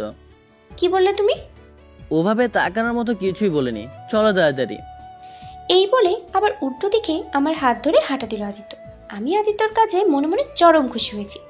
আদিত্য আমার হাত ধরে দোকানের সামনে নিয়ে গেল। তারপর পরপর 3 প্লেট ফুচকা খেলাম। আর আদিত্য শুধু আমার মুখের দিকে তাকিয়েছে। পরের দিন বিকেলে ফুরফুরে আলোকিত সুন্দর এক পরিবেশে ব্রিজের উপর দিয়ে গাড়ি ড্রাইভ করছে আদিত্য। হঠাৎ সে গাড়ি থামিয়ে দিল। তারপর আমার হাত ধরে নিয়ে গেল ব্রিজের নিচে। অসম্ভব সুন্দর আর মনোমুগ্ধকর পরিবেশ। আদিত্য আমার হাত ধরে নদীর কিনারায় চলে গেল। তারপরে বলে উঠল, চড়বে নৌকায়? আমি কোনো উত্তর দিলাম না। আদিত্য আর কিছু না বলে আমার হাত ধরে উঠে পড়ল নৌকায়। নদী ঢেউয়ের শব্দ আর আশেপাশের গাছপালা দিয়ে ঘেরা একটা জায়গা। মুহূর্তগুলো সুন্দর। হঠাৎ আদিত্য বলে উঠল, আমি জানি তুমি এখনো আমাকে খুব ভালোবাসো, শুধু তোমার অভিমানের দেয়ালটা একটু ভারী, তাই বলছো না। ঠিক আছে, কোনো ব্যাপার না, তোমায় কিছু বলতে হবে না। শুধু কখনো ছেড়ে যেও না আমায়। আমি যে তোমাকে অসম্ভব ভালোবাসি। যেদিন তোমার অভিমানের দেওয়াল হালকা হবে সেদিন বেশি কিছু না, শুধু সুন্দর করে সেজে গুজে মুখ ফুটে বলো আমায়, আর কখনো কষ্ট দিব না তোমায়। এইটুকু বলে এই নৌকায় উল্টো দিকে চলে গেল আদিত্য, আর আমি চুপটি করে আদিত্যর কথাগুলো শুনলাম। আদিত্য চলে যেতে আনমনে হাসলাম আমি। অভিমান তো কবে ভেঙে গেছে প্রিয়। মাঝখানে কেটে গেল পরপর অনেকগুলো দিন। সারাদিন ঘোরাঘুরি আর মজার মুহূর্তেই কেটে চলেছে দিনগুলো। এই কয়েকদিনেও বেশ কয়েকটা জায়গায় ঘুরেছি আমরা। দিনের বেলা নদীর কিনারায় ঢেউয়ের হাতছানি, আর রাতের বেলা আকাশের ঝলঝল করা তারা চাঁদেদের সংমিশ্রণে করা হাসি। সব মুহূর্তগুলোই একদম হৃদয়ে গাঁথা থাকবে। সকালে ফুরফুরে আলোতেই ঘুম ভাঙলো আমার। পাশে আদিত্য ঘুমিয়ে আছে। আনমনেই হাসলাম আমি। আদিত্যর বদল লেগেছে, সত্যি খুব সুন্দর ছিল বিগত দিনগুলো। অসম্ভব সুন্দর লাগছে তাকে। কপালের সাথে আটকে থাকা চুলগুলো অসম্ভব মানিয়েছে তাকে। সেটা এত সুন্দর হলে চলে নাকি? আনমনেই হাসলাম আমি। তারপরে বিছানা থেকে উঠেই সোজা চলে গেলাম ওয়াশরুমে। আজকে খুব খুশি লাগছে। ওয়াশরুম থেকে বের হয়ে দেখি আদিত্য উঠে গেছে। কিছু না বলেই রুম থেকে বেরিয়ে গেলাম আমি। ব্রেকফাস্ট শেষ করে আদিত্য চলে গেল তার কাজে, আর আমি সারাদিন শুধু ঘরেই থাকি। বিকেলে ঘুরতে বের হই। আজকে ভেবে দেখেছি আদিত্যের সাথে আর রাগারাগি করবো না। আজকে বাড়ি ফিরে সব রাগ অভিমান ভেঙে নতুন করে সব শুরু করবো আমরা। তারপর পরিবারের সাথেও আবার সব কিছু ঠিক করে নেব। আমি জানি আব্বুকে সব বুঝিয়ে বললে ঠিক আমাদের মেনে নেবে। আজকে খুব সুন্দর করে সেজে গুজে আদিত্যের সামনে দাঁড়িয়ে বলে উঠব, অভিমানে আছো তুমি, আর আমারই অভিমানের দেয়াল ভেঙে নতুন করে তৈরি করব। আর সেই নতুন জীবনে আর থাকবে না কোনো কষ্ট, আর থাকবে না কোনো যন্ত্রণা। আজকে আদিত্য তোমায় বলে দিবে তোমায় সে ভালোবাসে খুব। এসব ভাবতে ভাবতে আর মনেই হেসে উঠলাম আমি। দুপুর 2টা। শাওয়ার নিয়ে এসেছি, অনেকক্ষণ হয়েছে। আজকে একটা রেড কালারের কাতান শাড়ি পরেছি। মুঠো ভর্তি লাল কাচের চুলগুলো খোলা, সাথে চোখে কাজল আর হালকা মেকআপ। ঘড়ির কাঁটায় দুপুর 2টা বেজে 2 মিনিট। আর কিছুক্ষণের মধ্যেই আদিত্য চলে আসবে। আজকে অনেক বড় সারপ্রাইজ দেব তোমায়, মাই কিউট জামাই। ভাবতেই খুব খুশি লাগছে। মাঝখানে পার হয়ে গেল অনেকক্ষণ সময়। ঘড়ির কাঁটাতে 3টা বেজে গেছে। আদিত্যের আসার কোনো নামগন্ধই নেই। একরাশ টেনশন মাথায় নিয়ে রুমের মধ্যে পায়চারি করছি আমি। হঠাৎ কেমন একটা অনুভূত হলো আমার। আচমকে এমনটা হওয়ার কারণ আসলে ঠিক বুঝলাম না। আদিত্যের কিছু হয়নি, হয়তো কোনো কাজে আটকে পড়েছে, এখনই চলে আসবে। এসব বলে নিজেকে সান্ত্বনা দিচ্ছি মনকে, কিন্তু মনটা অস্থির হয়ে যাচ্ছে। টেনশনে কেটে গেল আরও 1 ঘন্টা। এখন পুরাই অবস্থা খারাপ হয়ে যাচ্ছে। এতটা দেরি কেন? কি করব কিছুই বুঝে উঠতে পারছি না। অস্থিরতা কাজ করছে ভীষণ। বুকের ভিতরে ভয় করছে, ভয় লাগছে আমার। ফোনের শব্দে পুরো কেঁপে উঠলাম আমি। কাপা হাতে ফোনটা তুলে বিছানার উপরে আদিত্যের নাম দেখে একটু রেগেই বলে উঠলাম আমি, এত সময় লাগছে কেন বাড়ি ফিরতে? আর বাড়ি না ফিরে এসে ফোন কেন দিচ্ছ? আর কিছু বলার আগেই অপর পাশ থেকে একটা অচেনার কণ্ঠের লোক বলে উঠল, ম্যাডাম। অপরিচিত কণ্ঠে আসতেই বুক কেঁপে উঠল আমার। আদিত্যের ফোনে অন্য কেউ? আমি কাপা গলায় বলে উঠলাম, বলুন আপনি কে? আর আদিত্যর ফোনে আপনি কথা বলছেন কেন? আসলে ম্যাডাম, এই ফোনটা যার, সে অ্যাক্সিডেন্ট করেছে। মুহূর্তের মধ্যেই লোকটার কথা শুনে মনে হলো পায়ের নিচ থেকে মাটি চলে গেল আমার। কি? ওনাকে হসপিটাল নেওয়া হয়েছে, আপনি চলে আসেন, খুব গুরুতর আঘাত পেয়েছে সে। লোকটার কথা শুনে পুরো কলিজা কেঁপে উঠলো আমার। এটা এটা হতে পারে না। আদিত্য আদিত্য আদিত্য বলেই চেঁচিয়ে চেঁচিয়ে কেঁদে উঠলাম আমি। কিছুতেই কিছু মেনে নিতে পারছি না আমি তো ঠিক করে নিতে চেয়েছিলাম, তাহলে এটা কি হলো? আর ভাবতে পারছি না আমি। দ্রুত গতিতে হাসপাতালে যেতে হবে আমার। হাসপাতালে করিডোরের দিকে দৌড়াচ্ছি আমি। বুকের ভেতরে অসম্ভব যন্ত্রণা হচ্ছে। বারবার মনে হচ্ছে আদিত্যর কিছু হয়ে গেল, আমি কি করে বাঁচবো? চোখের পানি যেন থামছেই না। হাসপাতালে পেটে ঢুকতেই কলিজা চেপে উঠলো আমার। পুরো মুখে ব্যান্ডেজ দেওয়া। আদিত্যের সারা শরীরের অবস্থা খুব খারাপ, যা দেখে রীতিমতো অবস্থা খারাপ হয়ে গেছে আমার। আমি দৌড়ে আদিত্যের হাত ধরে কেঁদে উঠলাম। এসব কি হয়ে গেল আদিত্য? আমি তো এমন কিছু চাইনি। এমনটা কেন হলো আদিত্য? আমি ভেবেছিলাম আজকে তোমার সাথে সব অভিমান ভেঙে দিয়ে নতুন করে সব শুরু করব। তাহলে এটা কি হয়ে গেল? বলতে বলতে কেঁদে উঠলাম আমি।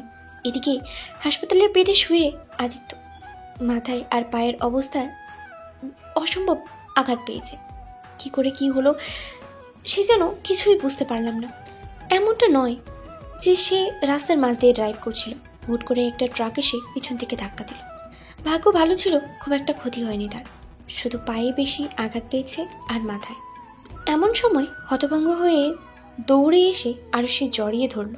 আচমকা এমনটা হওয়াতে আদিত্য পুরো ঘাবড়ে গেল।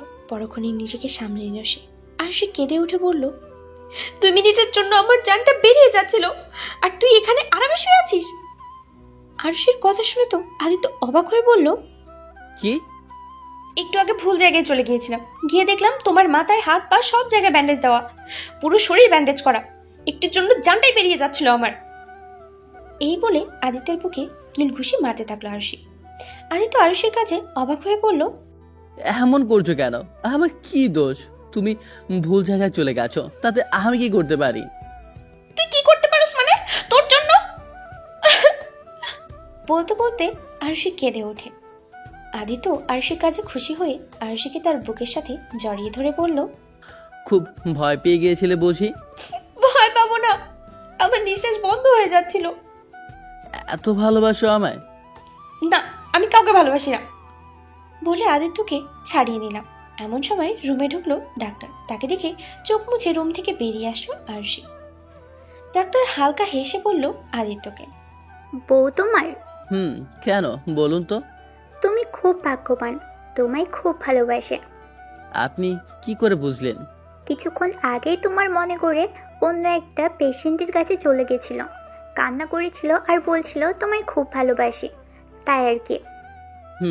আমায় খুব ভালোবাসে। এখন কেমন লাগছে? ভালো আছি। তুমি রেস্ট নাও, আমি গেলাম, পরে আবার আসবো। ঠিক আছে। এটা বলেই ডক্টর কেবিন থেকে বেরিয়ে যাবে। এমন সময় আরুষি কেবিনে ঢুকে ডক্টরকে বলল, ডক্টর, ওকে বাসায় নিয়ে যেতে পারবো? আজকের দিনটা থাকুক, কালকে সকালে নিয়ে যেতে পারবেন। তবে হ্যাঁ, অনেক সেবা যত্ন করতে হবে কিন্তু। ওটা নিয়ে বেশি ভাববেন না ডক্টর, ওর কোনো অসুবিধা হবে না। আমি জানি। রাত 11টা। আদিত্যকে খাবার খাইয়ে দিচ্ছি আমি, আর আদিত্য নিশ্চুপভাবে খাচ্ছে। এমন সময় রেগে বলে উঠলাম আমি, চোখ কি পিছনে নিয়ে গাড়ি চালাচ্ছিলেন যে অ্যাক্সিডেন্ট হয়ে গেল? কয়েক ঘন্টা আগে তুই, আর এখন সোজা আপনিতে চলে গেছো। যেটা বলছি সেটার উত্তর দিন আগে। জানি না কিভাবে কি হলো, হঠাৎ পেছন দিক থেকে একটা ট্রাক এসে ধাক্কা দিল। শত্রুতা ছিল নাকি ট্রাকের সাথে? আমি কি করে বলবো? তাহলে কি বলতে পারবেন? আরে রেগে যাচ্ছ কেন? আমি তো সত্যি করে বলছি কি হয়েছে। আর কিছু বলতে হবে না, খাওয়ানো শেষ, এখন ওষুধ খেয়ে ঘুমিয়ে পড়ুন। ঠিক আছে। আচ্ছা, একটা কথা বলবো? বাইরে বের হতে গিয়েও দাঁড়িয়ে পড়লাম আমি।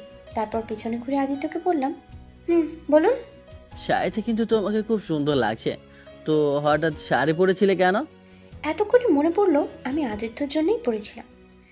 যাক, কোনো ব্যাপার না, আদিত্য সুস্থ হলেই বলবো ভেবে আদিত্যকে বলে উঠলাম আমি, এমনি পড়েছিলাম। এইটুকু বলে হনহন করে চলে আসলাম আমি। এদিকে আদিত্য আর কিছু না ভেবে চুপচাপ শুয়ে পড়লো সে। ভোরের আলোতে ঘুম ভাঙলো আদিত্যের। জানালা ভেদ করে আলো আসছে তাদের রুমে।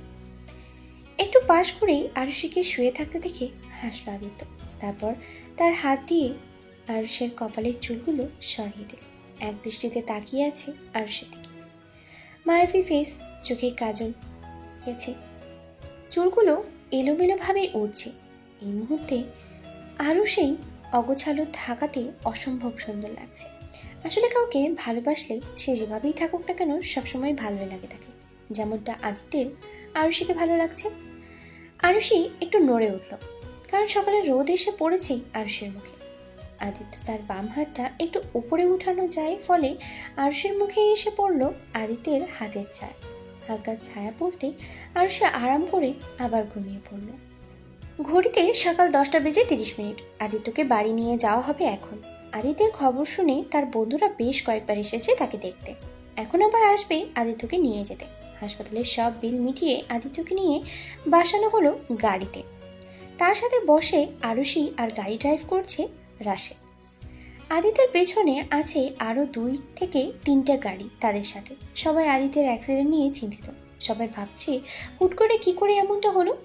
বেশ কিছুক্ষণ পর আদিত্যের গাড়ি এসে থামলো আদিত্যের বাড়ির সামনে। আদিত্যের পায়ে ব্যথা থাকায় আরুষি আর রাশেদ ধরে নিয়ে যাচ্ছে আদিত্যকে নিয়ে বসানো হলো সোফার উপরে।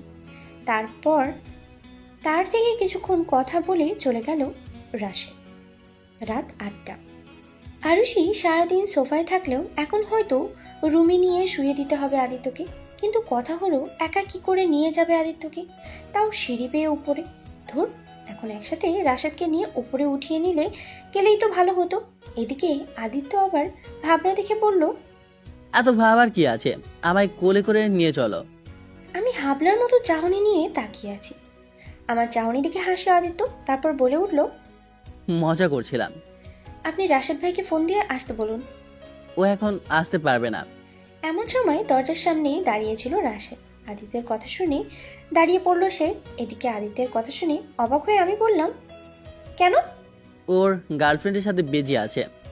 এদিকে রাশেদ আদিত্যের কথা শুনে কি করবে বুঝে উঠতে পারছে না। আদিত্য হাতের ইশারায় রাশেদকে যেতে বলল। রাশেদ হালকা হেসে চলে যায়। হয়তো রাশেদ বুঝতে পেরেছে আদিত্য কি করতে চাচ্ছে। কি, রাশেদ ভাইয়ের গার্লফ্রেন্ড আছে? আছে তো। ও, তাহলে কি করে নিয়ে যাব আপনাকে উপরে? আরে কিছু হবে না, আমায় ধরো আর চলো। কিছুক্ষণ ধরে ভেবে বললাম আমি, ঠিক আছে চলুন। দেয়ালের সাথে চেপে ধরে আছে আদিত্য আমায়, আর আমি একদম প্রস্তুত অবস্থায় তাকিয়ে আছি তার দিকে। আদিত্যকে রুমে নিয়ে আসতে গিয়ে এমন একটা পরিস্থিতিতে পড়তে হবে বুঝতে পারিনি। তবে এই পরিস্থিতি তৈরির জন্য আমি নিজেই দায়ী। কিছুক্ষণ আগে আদিত্যকে ধরে সিঁড়ির উপরে নিয়ে আসতে আসতে রুমে ঢোকাতেই আমি নিজের পায়ে পেঁচিয়ে পড়ে যেতে নিলে তার সাথে সাথে আমায় ধরে দেয়ালের সাথে চেপে ধরলো আদিত্য। আচমকা এমনটা হওয়াতে ঘাবড়ে গেলাম আমি। সাথে সাথে আদিত্যকেও ধরে নিয়েছি আমি। বর্তমানে আদিত্য আমায় ধরে আছে। আদিত্যের ভারী নিঃশ্বাস এসে পড়ছে আমার মুখে। বুকের ভিতরে ধকধক করছে আমার। হঠাৎ করে এতটা কাছে আমার আশায় আমি পুরো অপ্রস্তুত হয়ে পড়েছি। আদিত্য আমার মুখের দিকে তাকিয়ে বলে উঠল, তোমার ঠোঁটের মিষ্টি হাসি আমার প্রিয় সখী। হুট করে আদিত্যের মুখে এমন কথা শুনে হকচকিয়ে উঠলাম আমি। কোনো কিছু না বলে তাকে ছাড়িয়ে বসিয়ে দিলাম আমি বিছানায়। আদিত্য আমার কাছে কিছু না বলে চুপ করে রইল। আদিত্যের নিরাপত্তায় বলছে সে অভিমান করেছে। মাঝখানে কেটে গেল পুরো 1 মাস 10 দিন। এখন আগের মতোই সুস্থ হয়ে গেছে আদিত্য। এই 1 মাস 10 দিনের মধ্যে আমি এখনো বলিনি তাকে যে আমি তাকে ভালোবাসি, তবে সেটা রাগ করে। সন্ধ্যার প্রহরে আলো, সূর্যের রক্ত লাল করা আলোকিত সন্ধ্যায় বিছানায় বসে আছি আমি। মনের ভেতরে এক অদ্ভুত শিহরণ বয়ে চলেছে। আদিত্যের সাথে স্বাভাবিক হলেও কোথাও কিছু ঠিক নেই। মনের ভিতরে শূন্যতা, ভালোবাসার শূন্যতা, কিছুটা পরিবার আর কিছুটা আদিত্যের। কবে যে সব ঠিক হয়ে যাবে ভেবে দীর্ঘশ্বাস ফেললাম আমি। এমন সময় রুমে আসে আদিত্য। আমায় মনমরা হয়ে বসে থাকতে দেখে সে বলে উঠল, কি হলো, মন খারাপ করে বসে আছো কেন? আচমকা কারোর মুখের এমন কথা শুনে সামনে তাকালাম আমি। আদিত্যকে দেখে বলে উঠলাম আমি, না তেমন কিছু না। হুট করে আদিত্য আমার হাত ধরে বলল, চলো। আমি অবাক হয়ে তাকালাম আদিত্যের দিকে। অবাক চোখে আদিত্যকে বললাম, কোথায়? আগে চলোই না, গেলেই তো দেখতে পারবে। এইটুকু বলেই কিছু ব্যাগ আমার হাতে গুছিয়ে দিল আদিত্য। আদিত্য ব্যাগ দিয়ে আমাকে বলল, এগুলো সব পরে ফেলো, তোমার জন্য এনেছি, এগুলো পরেই বের হবে তুমি। বিনিময়ে কিছু বললাম না আমি। আদিত্য হাত থেকে ব্যাগগুলো নিয়ে মাথা নাড়লাম আমি। আদিত্য হাসলো শুধু, তারপর বেরিয়ে গেল রুম থেকে। আদিত্য বের হতেই ব্যাগটা খুললাম আমি। অসম্ভব সুন্দর রেড কালারের একটা জর্জেট স্যুট চুড়িদার, অসম্ভব সুন্দর, সাথে হালকা কিছু গহনাপত্র, আর তার সাথে ছোট্ট একটা চিরকুট। মুচকি হেসে চিরকুট হাতে নিলাম আমি। চিরকুটটা হাতে নিয়ে খুলে উপরে কিছু কথা লেখা। আমার প্রিয় ময়ূরী চান, বেশি কিছু নয়, চুলগুলো খুলে সাথে সামান্য কিছু সহ্যে হয়ে এসো আমার কাছে। আজকে যে মনের গহীন দিয়ে তোমায় বলবো অনেক কিছু, বেশি অপেক্ষা করিও না, খুন হয়ে যাবো যে তবে। তোমার মায়াবী মুখ আর মায়াবী কিছু সাজে সজ্জিত হওয়া মুখখানা খুব দেখতে ইচ্ছে করছে। বেশি অপেক্ষা করিও না প্লিজ, আমি তো পাগল হয়ে যাবো তবে ময়ূরী চান। আদিত্যের দেওয়া চিরকুট দেখে আনমনেই হাসলাম আমি। তারপরে তাড়াতাড়ি তৈরি হতে লাগলাম। আদিত্যের দেওয়া সব কিছু পরে তৈরি হলাম আমি। সিঁড়ি পেয়ে নিচে নামলাম আমি আদিত্যের দেওয়া সব কিছু পরে। আদিত্য আনমনেই সবাই চুপ করে বসে আছে। পরনে তার ব্ল্যাক শার্ট, ব্ল্যাক জিন্স, শার্টের হাতার কোনোই পর্যন্ত ফোল্ড করা, চুলগুলো সুন্দর করে সাজানো, হাতে ব্যান্ডেড কালো ঘড়ি, সব মিলিয়ে অসম্ভব সুন্দর লাগছে তাকে। আমি আনমনে হেসে চলে গেলাম তার সামনে, সাথে হালকা কাশি দিতেই আদিত্য আমায় দেখে জলদি বলে উঠল, চলে এসেছো, চলো তাড়াতাড়ি। আমি কিছু বলার আগেই আদিত্য আমার হাত ধরে হাঁটা শুরু করে দিল। আমি অবাক চোখে শুধু তাকিয়ে রইলাম তার দিকে। আদিত্য আমায় নিয়ে এসে গাড়িতে বসিয়ে দিল। তারপর আদিত্য ড্রাইভিং সিটে বসে ড্রাইভ করতে লাগলো। আমাদের গাড়ি থামলো একটা বিশাল 20 তলা উঁচু বিল্ডিংয়ের নিচে। আদিত্য গাড়ি থেকে বলে উঠলো আমায়, চলো। আমিও কিছু না বলে গাড়ি থেকে নামলাম। আদিত্য আমার হাত ধরে হাঁটতে শুরু করলো। আলোকিত ছাদের উপরে দাঁড়িয়ে আছি আমি আর আদিত্য। অসম্ভব সুন্দরভাবে সাজানো চারিদিক, লাইটিং করা, আশেপাশে নানান রঙের লাভের বেলুন দিয়ে সাজানো, নিচেও চারিদিকে ছড়িয়ে ছিটিয়ে পড়ে আছে লাভ বেলুন। ছাদের রেলিং জড়িয়ে রয়েছে মোমবাতি, আকাশ ভরা তারা। এক কথায় বলতে গেলে অসম্ভব সুন্দর করে সাজানো হয়েছে ছাদটি। আমি পুরো অবাক হয়ে তাকিয়ে আছি চারিদিকে সৌন্দর্য দেখে। আচমকা আদিত্য একটা বেলুন হাতে তুলে দিল। আমি অবাক হয়ে তাকালাম বেলুনের দিকে, কারণ বেলুনটির উপরে লেখা সরি। রাতের আকাশে জ্যোৎস্না ভরা আলো, চারিদিকে শীতল মিশানো মিষ্টি বাতাস বইছে। শরীরের পুরো শিরা থেকে উপশিরাগুলো প্রসারিত হয়ে যাচ্ছে। 20 তলা উঁচু এই বিল্ডিংয়ের উপরে উঠে আদিত্য বলে উঠল, ময়ূরী জান, তোমায় আমি নিজের থেকে বেশি ভালোবাসি, আর জানি তুমি আমায় ভালোবাসো, হয়তো আমার থেকেও বেশি। জানি তোমার অভিমানের দেওয়ালটা একটু ভারী, কিন্তু অনেক তো হলো, আর কত? তোমার অবহেলাগুলো যে আমায় তিলে তিলে শেষ করে দিয়েছে। প্লিজ আর কষ্ট দিও না আমায়, আর তুমিও কষ্ট পেও না। আমি তোমায় কথা দিচ্ছি, সব কিছু আবার আগের মতো করে দেব। তোমার ফ্যামিলির সবাইকে তোমার সামনে নিয়ে আসবো আমি, কিন্তু প্লিজ আর এই অভিমান করে থেকো না আমার ওপর। এখন তো তোমার অভিমানের দেয়াল ভেঙে ভালোবাসো আমায়, আবার আগের মতো ময়ূরী জান। এইটুকু বলেই থেমে যায় আদিত্য।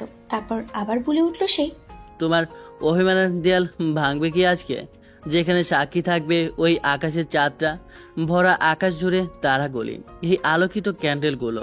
তোমার অভিমান ভেঙে গেলে আবার নতুন করে সবকিছু শুরু করবো আমরা, যেখানে থাকবে শুধু আদিত্য আর আরশির ভালোবাসার কাহিনী। এই বলে আদিত্য আমার দিকে একটা ডায়মন্ডের রিং এগিয়ে দিল। এদিকে আমি নিশ্চুপ হয়ে দাঁড়িয়ে আছি। এমনটা নয় যে আদিত্যের উপরে আমার কোনো অভিমান আছে। আমার অভিমানের দেয়াল তো সেই কবে ভেঙে গেছে।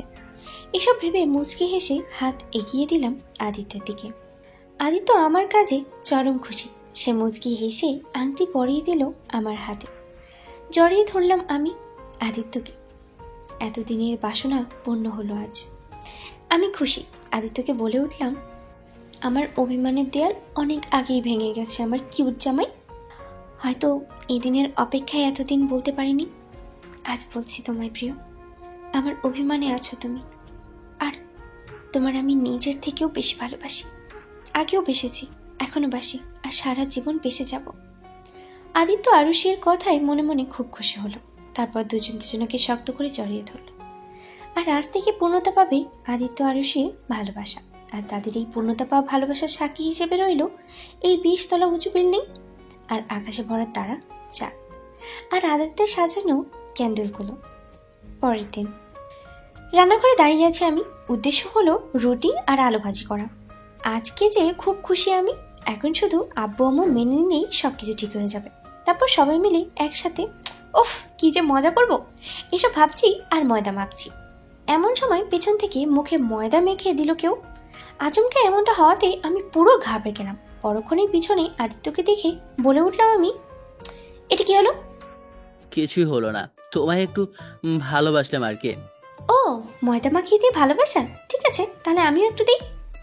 এই বলেই পুরো 2 হাত ভর্তি করে ময়দা নিলাম আমি। আদিত্য তা দেখে বলে উঠল, এই না না। না না মাই জামাই, মাখাতে তো হবেই, ভালোবাসতে হবে না? এই নিয়ে আমাদের দুজনের মধ্যে ছোটখাটো শুরু হয়ে গেল। পুরো রান্নাঘর দৌড়াদৌড়ি শুরু হয়ে গেল। আদিত্য আমার মুখে ময়দা মেখে দিচ্ছে আর আমি আদিত্যের মুখে। রুটি আর বানানো হলো না, ময়দা দিয়ে হাডুডু খেলা হয়ে গেছে। হুট করে দৌড়াদৌড়ির মাঝখানে আদিত্য জড়িয়ে ধরলো আমায়। আচমকা এমনটা হওয়াতে আমি ভড়কে গেলাম। তারপরে আরও ময়দা নিয়ে আদিত্যের চুলগুলো পুরো ভরিয়ে দিয়েছি। এদিকে আদিত্য আমার কাজে কোনো রিয়াকশন দিচ্ছে না, শুধু নিশ্চুপভাবে তাকিয়ে আছে আমার দিকে। আদিত্য এমন কাজ দেখে পুরো হাবলার মতো তাকালাম। তারপরে বলে উঠলাম, কি হলো, এভাবে তাকিয়ে আছো কেন? তোমার চোখে যে অদ্ভুত মায়া আছে মৌরিজান। মানে? বলতেই আদিত্য একটু একটু করে কাছে এগোতে লাগলো আমার। আদিত্যের এমন কাজে অবাক হয়ে বললাম আমি, এভাবে আগাচ্ছেন কেন? বিনিময়ে আদিত্য তো কিছু বললই না, চুপচাপ এগোতে লাগলো আমার দিকে। এক পর্যায়ে দেয়ালের সাথে লেগে গেলাম আমি। এদিকে আদিত্য থামার নামই নেই। এক পর্যায়ে আদিত্য অনেকটা কাছে চলে এসেছে আমার। আদিত্যের নাকের নিঃশ্বাস এসে পড়েছে আমার মুখে। পুরো শরীর কেঁপে উঠলো আমার। আমি কাঁপা কাঁপা গলায় বললাম, তুমি এত কাছে কেন এলে? আদিত্য আমার কথা শুনে আমার ঠোঁটে হাত দিয়ে বলল, হুস। আমি অবাক হয়ে তাকালে আমাদের দিকে হুট করে আদিত্য ঝুঁকে পড়ল। সাথে সাথে ভয়ে ঘাবড়ে গিয়ে চোখ বন্ধ করে নিলাম আমি। এদিকে আদিত্য আরশির কাছে মুচকি হাসছে। তারপরে 2 হাত মুঠো ভর্তি করে আরশির পুরো মুখে আর চুলে ময়দা মাখিয়ে দিল। তারপর হেসে দিল আদিত্য। এদিকে আদিত্যের এমন কাজে আমি পুরো অবাক বনে গেলাম। পরক্ষণেই রেগে বলে উঠলাম, এটা কি করলে? ঠিক আছে, ওয়েট। এই বলে পুরো 1 বাটি ময়দা আদিত্যের শরীরে মেখে দিলাম আমি। আবারও শুরু হয়ে গেছে ময়দা মাখানো হাডুডু খেলা। রাত 10টা, বেলকুনিতে দাঁড়িয়ে আছি আমি। এমন সময় পেছন থেকে আদিত্য জড়িয়ে ধরে বলল, কি ভাবছো এত? তেমন কিছু না। আচ্ছা, তুমি আকাশের দিকে তাকিয়ে কি দেখছো বলো তো? তেমন কিছু নয়। কিছু তো একটা আছেই, ওইভাবে আকাশে যেটা তুমি খুব গভীরভাবে তাকিয়ে দেখো, বলো আমায়। আদিত্যের কথা শুনে দীর্ঘ শ্বাস ফেললাম আমি। তারপরে বলে উঠলাম আমি, তেমন কিছু নয়, খালি আকাশের দিকে তাকিয়ে থাকতে ভালো লাগে। তবে হ্যাঁ, কিছু একটা আছে বলতে, ওই আকাশে থাকা তারাগুলো আছে না, আর যে আছে সেগুলো আকাশের দিকে তাকিয়ে কিছু একটা ফিল করা যায়। ছোটবেলা থেকেই অভ্যাস আমার। কখনো খুশি হলে বা কখনো কষ্ট পেলে আমি আকাশের দিকে তাকিয়ে থাকি। ভালো লাগে, আমার নিজেকে হালকা মনে হয়। ও, এমন কিছু? তুমি কখনো ফিল করোনি? সত্যি বলতে আমি কখনো তোমার মতো এতগুলো ভাবিনি। তা ভাববে কেন? সারাদিন শুধু ছাইপাস গিলে কষ্ট দমিয়ে রাখবে। আজ থেকে ওসব ছাইপাস খাওয়া বন্ধ করে দিলাম। ঠিক আছে মৌরিজান, আচ্ছা এখন বলো তো, এই মুহূর্তে তুমি কোনটায় আছো ওইটা বলো। মানে? ওই যে তুমি বললে না, তুমি খুব খুশি হলে অথবা খুব কষ্ট হলে আকাশের দিকে তাকিয়ে থাকো, তাহলে এখন কোন কারণে তাকিয়ে আছো আকাশের দিকে? আদিত্যের গলা জড়িয়ে ধরে বলে উঠলাম আমি, একটু খুশি একটু কষ্ট, দুটা মিলিয়ে যে অস্পষ্ট। মানে কি? মানে হলো এই মুহূর্তে দুটোই হচ্ছে আমার, খুশিও লাগছে আবার কষ্টও হচ্ছে। আমার কথা শুনে আমার গলা জড়িয়ে ধরে বলল আদিত্য, খুশি বা কেন লাগছে আর কষ্ট বা কেন লাগছে? খুশি লাগছে আমি আমার ভালোবাসার মানুষের সাথে আছি, তাকে এত এত ভালোবাসি আর সেই আমায় ভালোবাসে। হাসলো আদিত্য, তারপরে বলে উঠল, খুশি হওয়ার কারণটা তো জানলাম, এখন কষ্ট হওয়ার কারণটা? কষ্ট যেটা হচ্ছে সেটা হলো আমার পরিবার, আমার আপন মানুষগুলো যে আমায় ঘৃণা করে। প্রিয় ছোট ভাই ঘৃণা করে খুব। কতদিন হয়ে গেল ওদের সাথে দেখা বা কথা হয়নি আমার। কেমন যেন ওটাও তো জানা নেই কেমন আছে তারা। বলতে বলতে চোখ বেয়ে পড়লো পানির নিচে। আদিত্য আমায় শক্ত করে তার বুকে জড়িয়ে ধরে পড়ল, চিন্তা করো না মৌরিজান, সব কিছু ঠিক করে দেব খুব তাড়াতাড়ি। বিনিময়ে আমি কিছুই বললাম না। আদিত্যের বুকে মাথা রাখে জড়িয়ে ধরলাম আমি। কিছুক্ষণ পর হুট করে কোলে তুলে নিল আদিত্য আমাকে। তারপর বিছানায় শুয়ে দিয়ে সেও ঘুমিয়ে পড়ল। সূর্যের ফুরফুরে আলোতে ঘুম ভাঙল আমার। পাশে আদিত্যকে না দেখে আবার অবাক হলাম আমি। ঘড়ির কাঁটায় 7টা বাজে। এত তাড়াতাড়ি আদিত্য গেল কোথায়? বেশি কিছু না ভেবে বিছানা থেকে উঠে বসলাম আমি। চারিদিকে তাকিয়ে বিছানা থেকে নেমে সোজা ওয়াশরুমে চলে গেলাম। এদিকে সকালে উঠে আদিত্য চলে গেছে আরশিদের বাসাতে। আরশির বাড়িতে ঢুকে বিভিন্ন ধরনের খাবার নিয়ে আদিত্যের লোকেরা। তাদের এমন কাজ আরশির মা তার ছোট ভাই দুজনেই অবাক হলো। এমন সময় সিঁড়ি বেয়ে নিচে নামছে আরশির বাবা। এত লোক একসাথে ঢুকতে দেখে অবাক হয়ে বলল সে, এসব কি হচ্ছে? আর তোমরা কারা? এগুলো নিয়ে যাচ্ছ কোথায়? বিনিময়ে লোকেরা কিছু উত্তর দিল না, না দিয়ে তাদের মতো কাজ করতে লাগলো। এদিকে আরুষির বাবা রেগে মেগে বলে উঠলেন, কি হলো? তোমরা কথা বলছো না কেন? কে পাঠিয়েছে এখানে? এমন সময় দরজার সামনে থেকে আদিত্য বলে উঠল, চাপ নিয়েন না শ্বশুরমশাই, এগুলো আমি নিয়ে আসি। তুমি? আমি। কি ভেবেছিলেন আপনার জামাই কখনো আসবে না আপনাদের বাড়িতে? 10টা না 5টা না একটা মতো জামাই আপনার। এত তাড়াতাড়ি ভুলে গেলে চলবে নাকি শ্বশুরমশাই? তোমার ফালতু কথা বাদ দিয়ে আগে বলো এখানে কেন এসেছো? আর একা আসছো নাকি? মেয়েকে আনলে খুশি হতেন বুঝি? এই বলে আদিত্য তার চোখের কালো চশমাটা খুলে সামনের টেবিলে রাখলো। এমন সময় আদিত্য আনার লোকেদের মধ্যে একজন বলে উঠল, ভাই সবকিছু রাখা হয়ে গেছে। এই বলে আদিত্যের লোকেরা চলে গেল বাইরে। আদিত্যের লোকেরা চলে যেতেই আদিত্য আরুষির বাবাকে বলে উঠল, আচ্ছা শ্বশুরমশাই, দাঁড়িয়ে থাকবেন তাহলে, বসবেন না? আদিত্যের কথায় কোনো হেলদোল হলো না আরুষির বাবার। যা দেখে আদিত্য রেগে গিয়ে চেঁচিয়ে উঠে বলল, আপনি কি আমার বাংলা কথা বুঝতে পারছেন না? বলে সজোরে হাতের পিস্তল দিয়ে টেবিলের উপরে একটা বাড়ি মারল। সাথে সাথে বাড়ির সবাই পুরো কেঁপে উঠল। আদিত্য আবার বলে উঠল, বসুন। সাথে সাথে আরুষির বাবা বসে পড়ল সোফায়। উনি বসতেই আদিত্য জোরে জোরে দুবার শ্বাস ফেলল। নিজের রাগকে কন্ট্রোল করে শান্ত গলায় বলে উঠল, দেখুন, এখানে আমি না কোনো ঝগড়া করতে না কোনো ঝামেলা করতে এসেছি। আমি চাই আপনাদের আরশের মধ্যে যে ভুল বুঝাবুঝিটা হয়েছে সেটা সংশোধন করতে। তাই আমি হাত জোর করে অনুরোধ করছি, আমায় রাগাবেন না, আর কথাকে ট্রিট হিসেবে নেবেন না, অনুরোধ হিসেবে নেবেন। তুমি কি আমাকে ভয় দেখাচ্ছ? এই যে শ্বশুরমশাই, এইমাত্র বললাম ট্রিট হিসাবে নেবেন না, তারপরেও? আদিত্য কিছুক্ষণ চুপ থেকে বলে উঠল, দেখুন শ্বশুরমশাই, যেটা হয়েছে সেটার জন্য আরশির কোনো দোষ নেই। যা করেছি সব আমি করেছি। তাই প্লিজ আরশির উপর আর রাগ করে থাকবেন না। হচ্ছে আপনাদের ছাড়া ভালো নেই, আমি জানি আপনারাও আরশিকে ছাড়া ভালো নেই। তাই আমি আপনাদের কাছে হাত জোর করে বলছি, প্লিজ আর রাগ করে থাকবেন না। আপনার সব রাগ তো আমার ওপর। প্লিজ তার শাস্তি আরশিকে দেবেন না। এই কয়েকদিনে এমন দিন নেই যেদিন আরশি আপনাদের কথা ভেবে কাঁদেনি। প্লিজ ওকে কাঁদাবেন না। প্লিজ সব ভুলে গিয়ে আবার আগের মতো করে আরশিকে আপন করে নিন, প্লিজ শ্বশুরমশাই।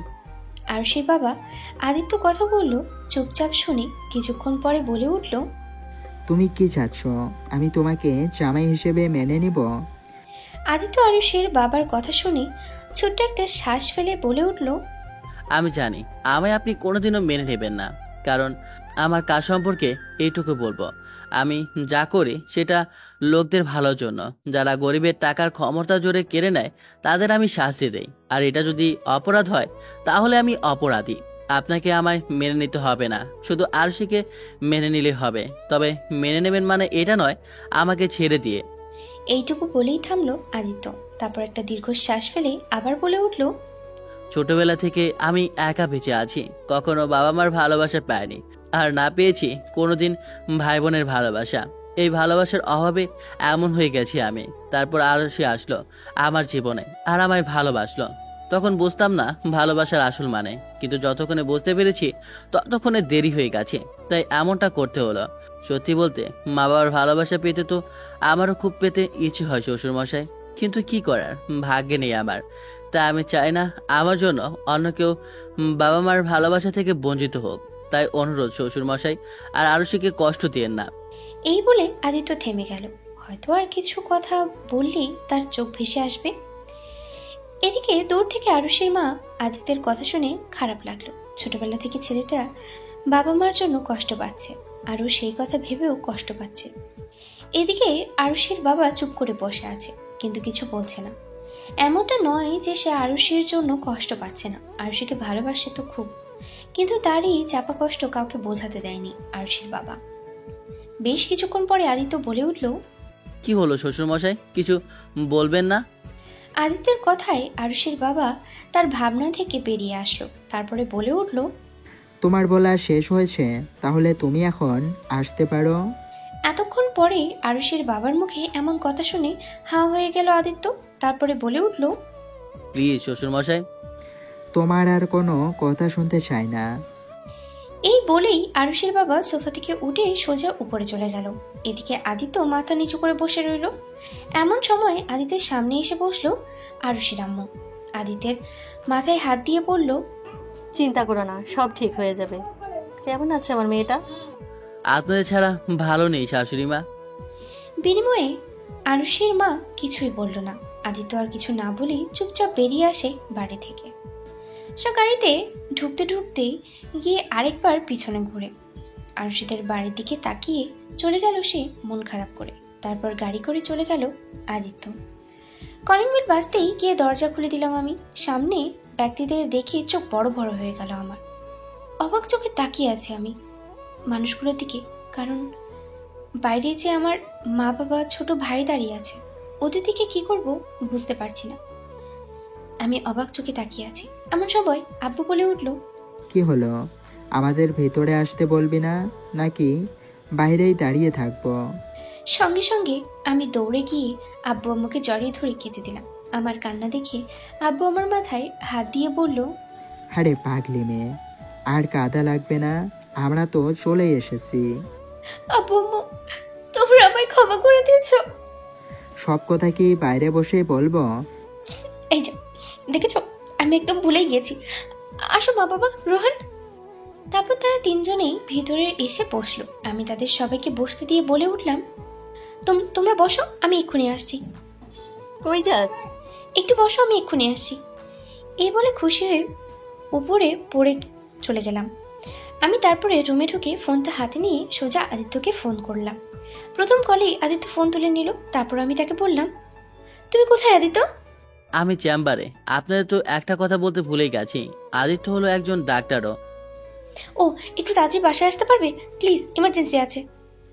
কি হয়েছে, সব ঠিক আছে তো? তোমার শরীর ঠিক আছে তো? সব ঠিক আছে, তুমি চলে আসো প্লিজ বাসায়। আচ্ছা, দেখছি। ঠিক আছে, তাড়াতাড়ি আসবে কিন্তু। বলেই ফোনটা কেটে দিলাম। তারপর আমিও খুশি হয়ে নিচে গেলাম। নিচে গিয়ে আব্বু আম্মুকে বললাম, তোমরা কি খাবে বলো, আমি নিজের হাতে রান্না করে খাওয়াবো তোমাদের। এখন কিছু লাগবে না, জামাই আসুক, আমরা একসাথে খাবো। বাবার কথা শুনে আমি অবাক হয়ে গেলাম।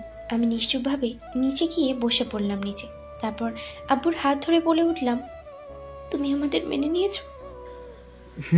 তবে আমার একটা শর্ত আছে। কি শর্ত বাবা? সেটা আদিত্য আসলেই বলবো।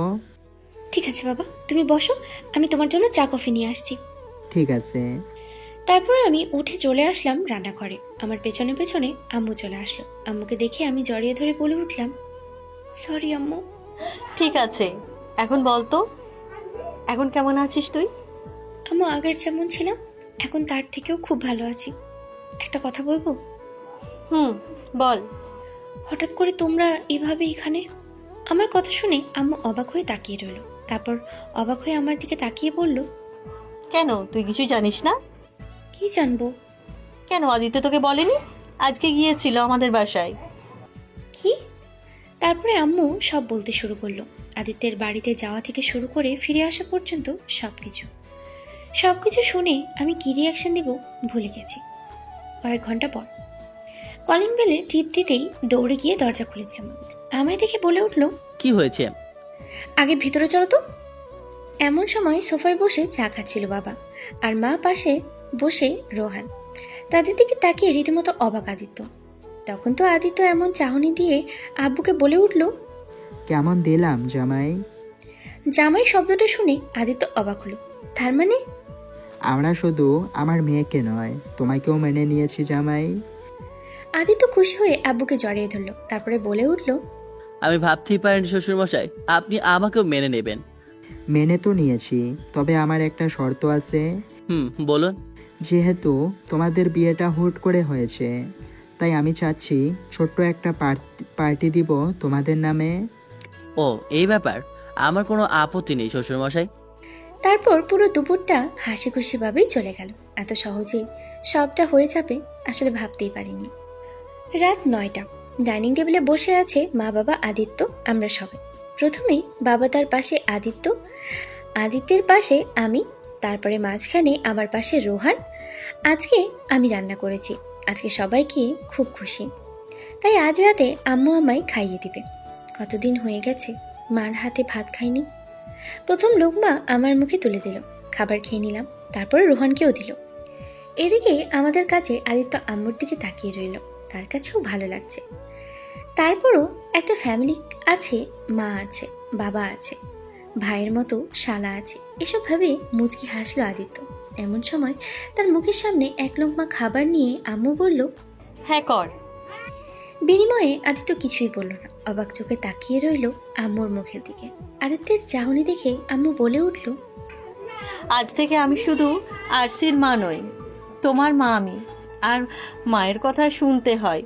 হা করো। আম্মুর কথা শুনে আদিত্য, তার চোখ ভেসে উঠল। আদিত্য খুশি হয়ে মার হাত থেকে এক লোকমা খাবার খেয়ে নিয়ে আম্মুর হাতে চুমু দিয়ে বলল, আমিও আপনার জামাই নই মা, ছেলে।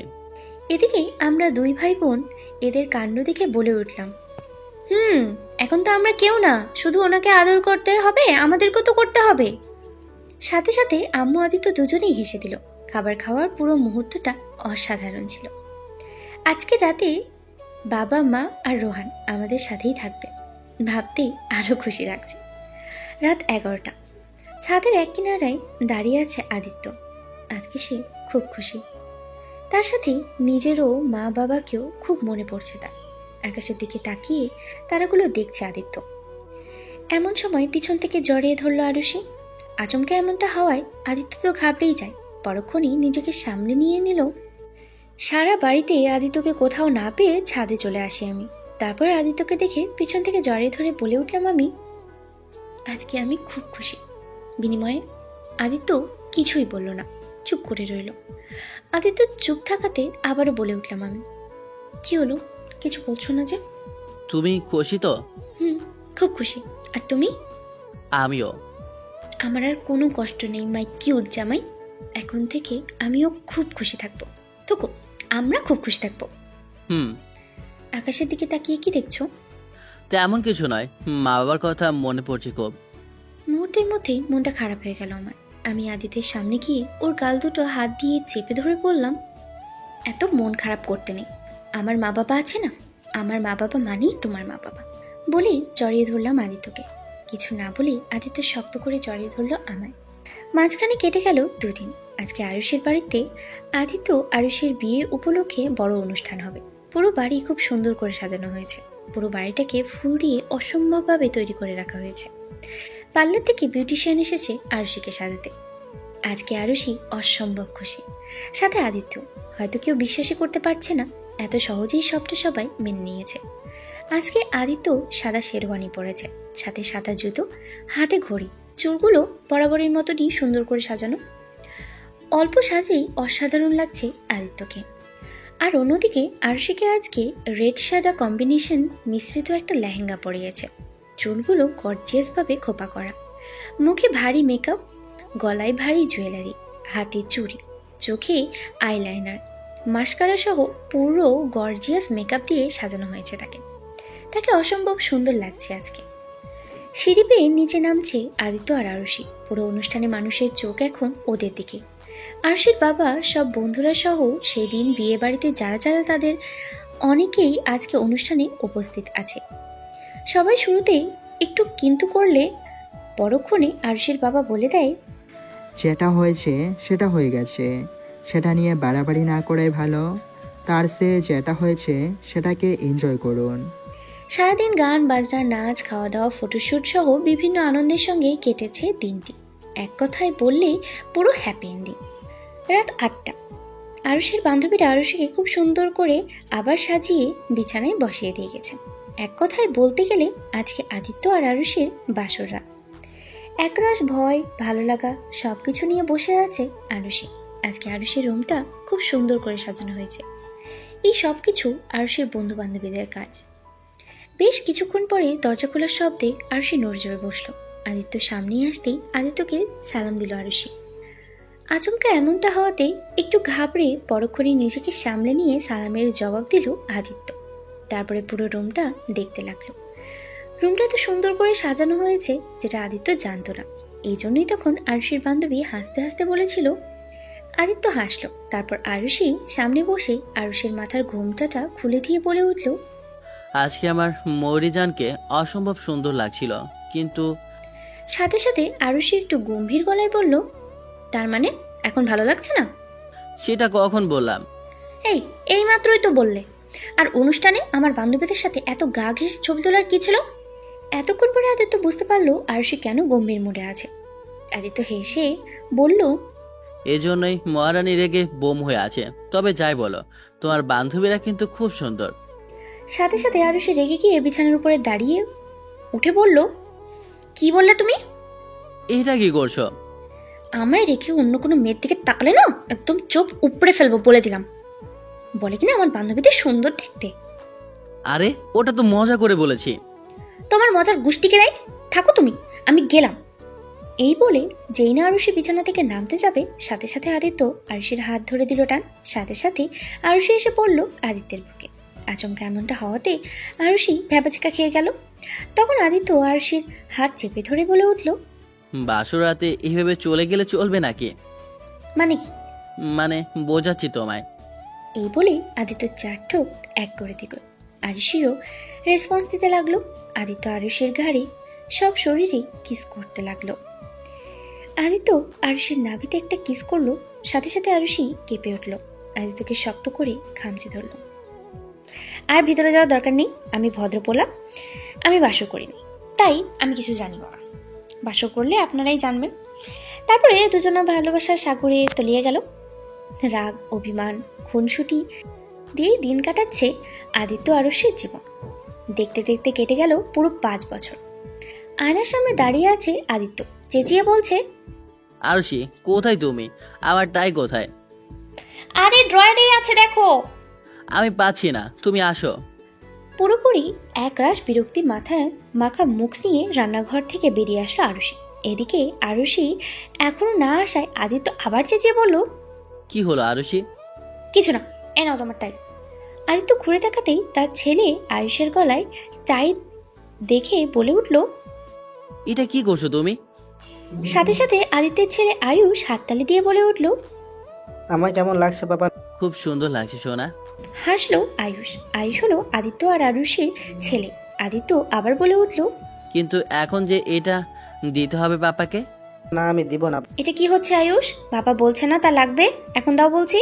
বাবা আমি পচা, খালি বকে। আমি পচা? কি আমি পচা? সোনা তুমি এখন বাইরে গিয়ে খেলো, আমি তোমার জন্য চকলেট নিয়ে আসি। আয়ুষের কিছু না বলে চলে গেল। এদিকে আরুষি হাবলার মতো তাকিয়ে রইল আদিত্যের দিকে। তারপরে বলে উঠল, এটা কি করলে? তাই নিয়ে চলে গেল তো।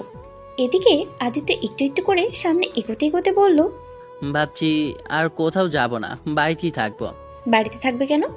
সেটাই তো বলবো এখন। যেই না আদিত্য এগোতে গেল, সাথে সাথে আরুষি দিল দৌড়। আর আরুষির পিছনে আদিত্য দিল দৌড়।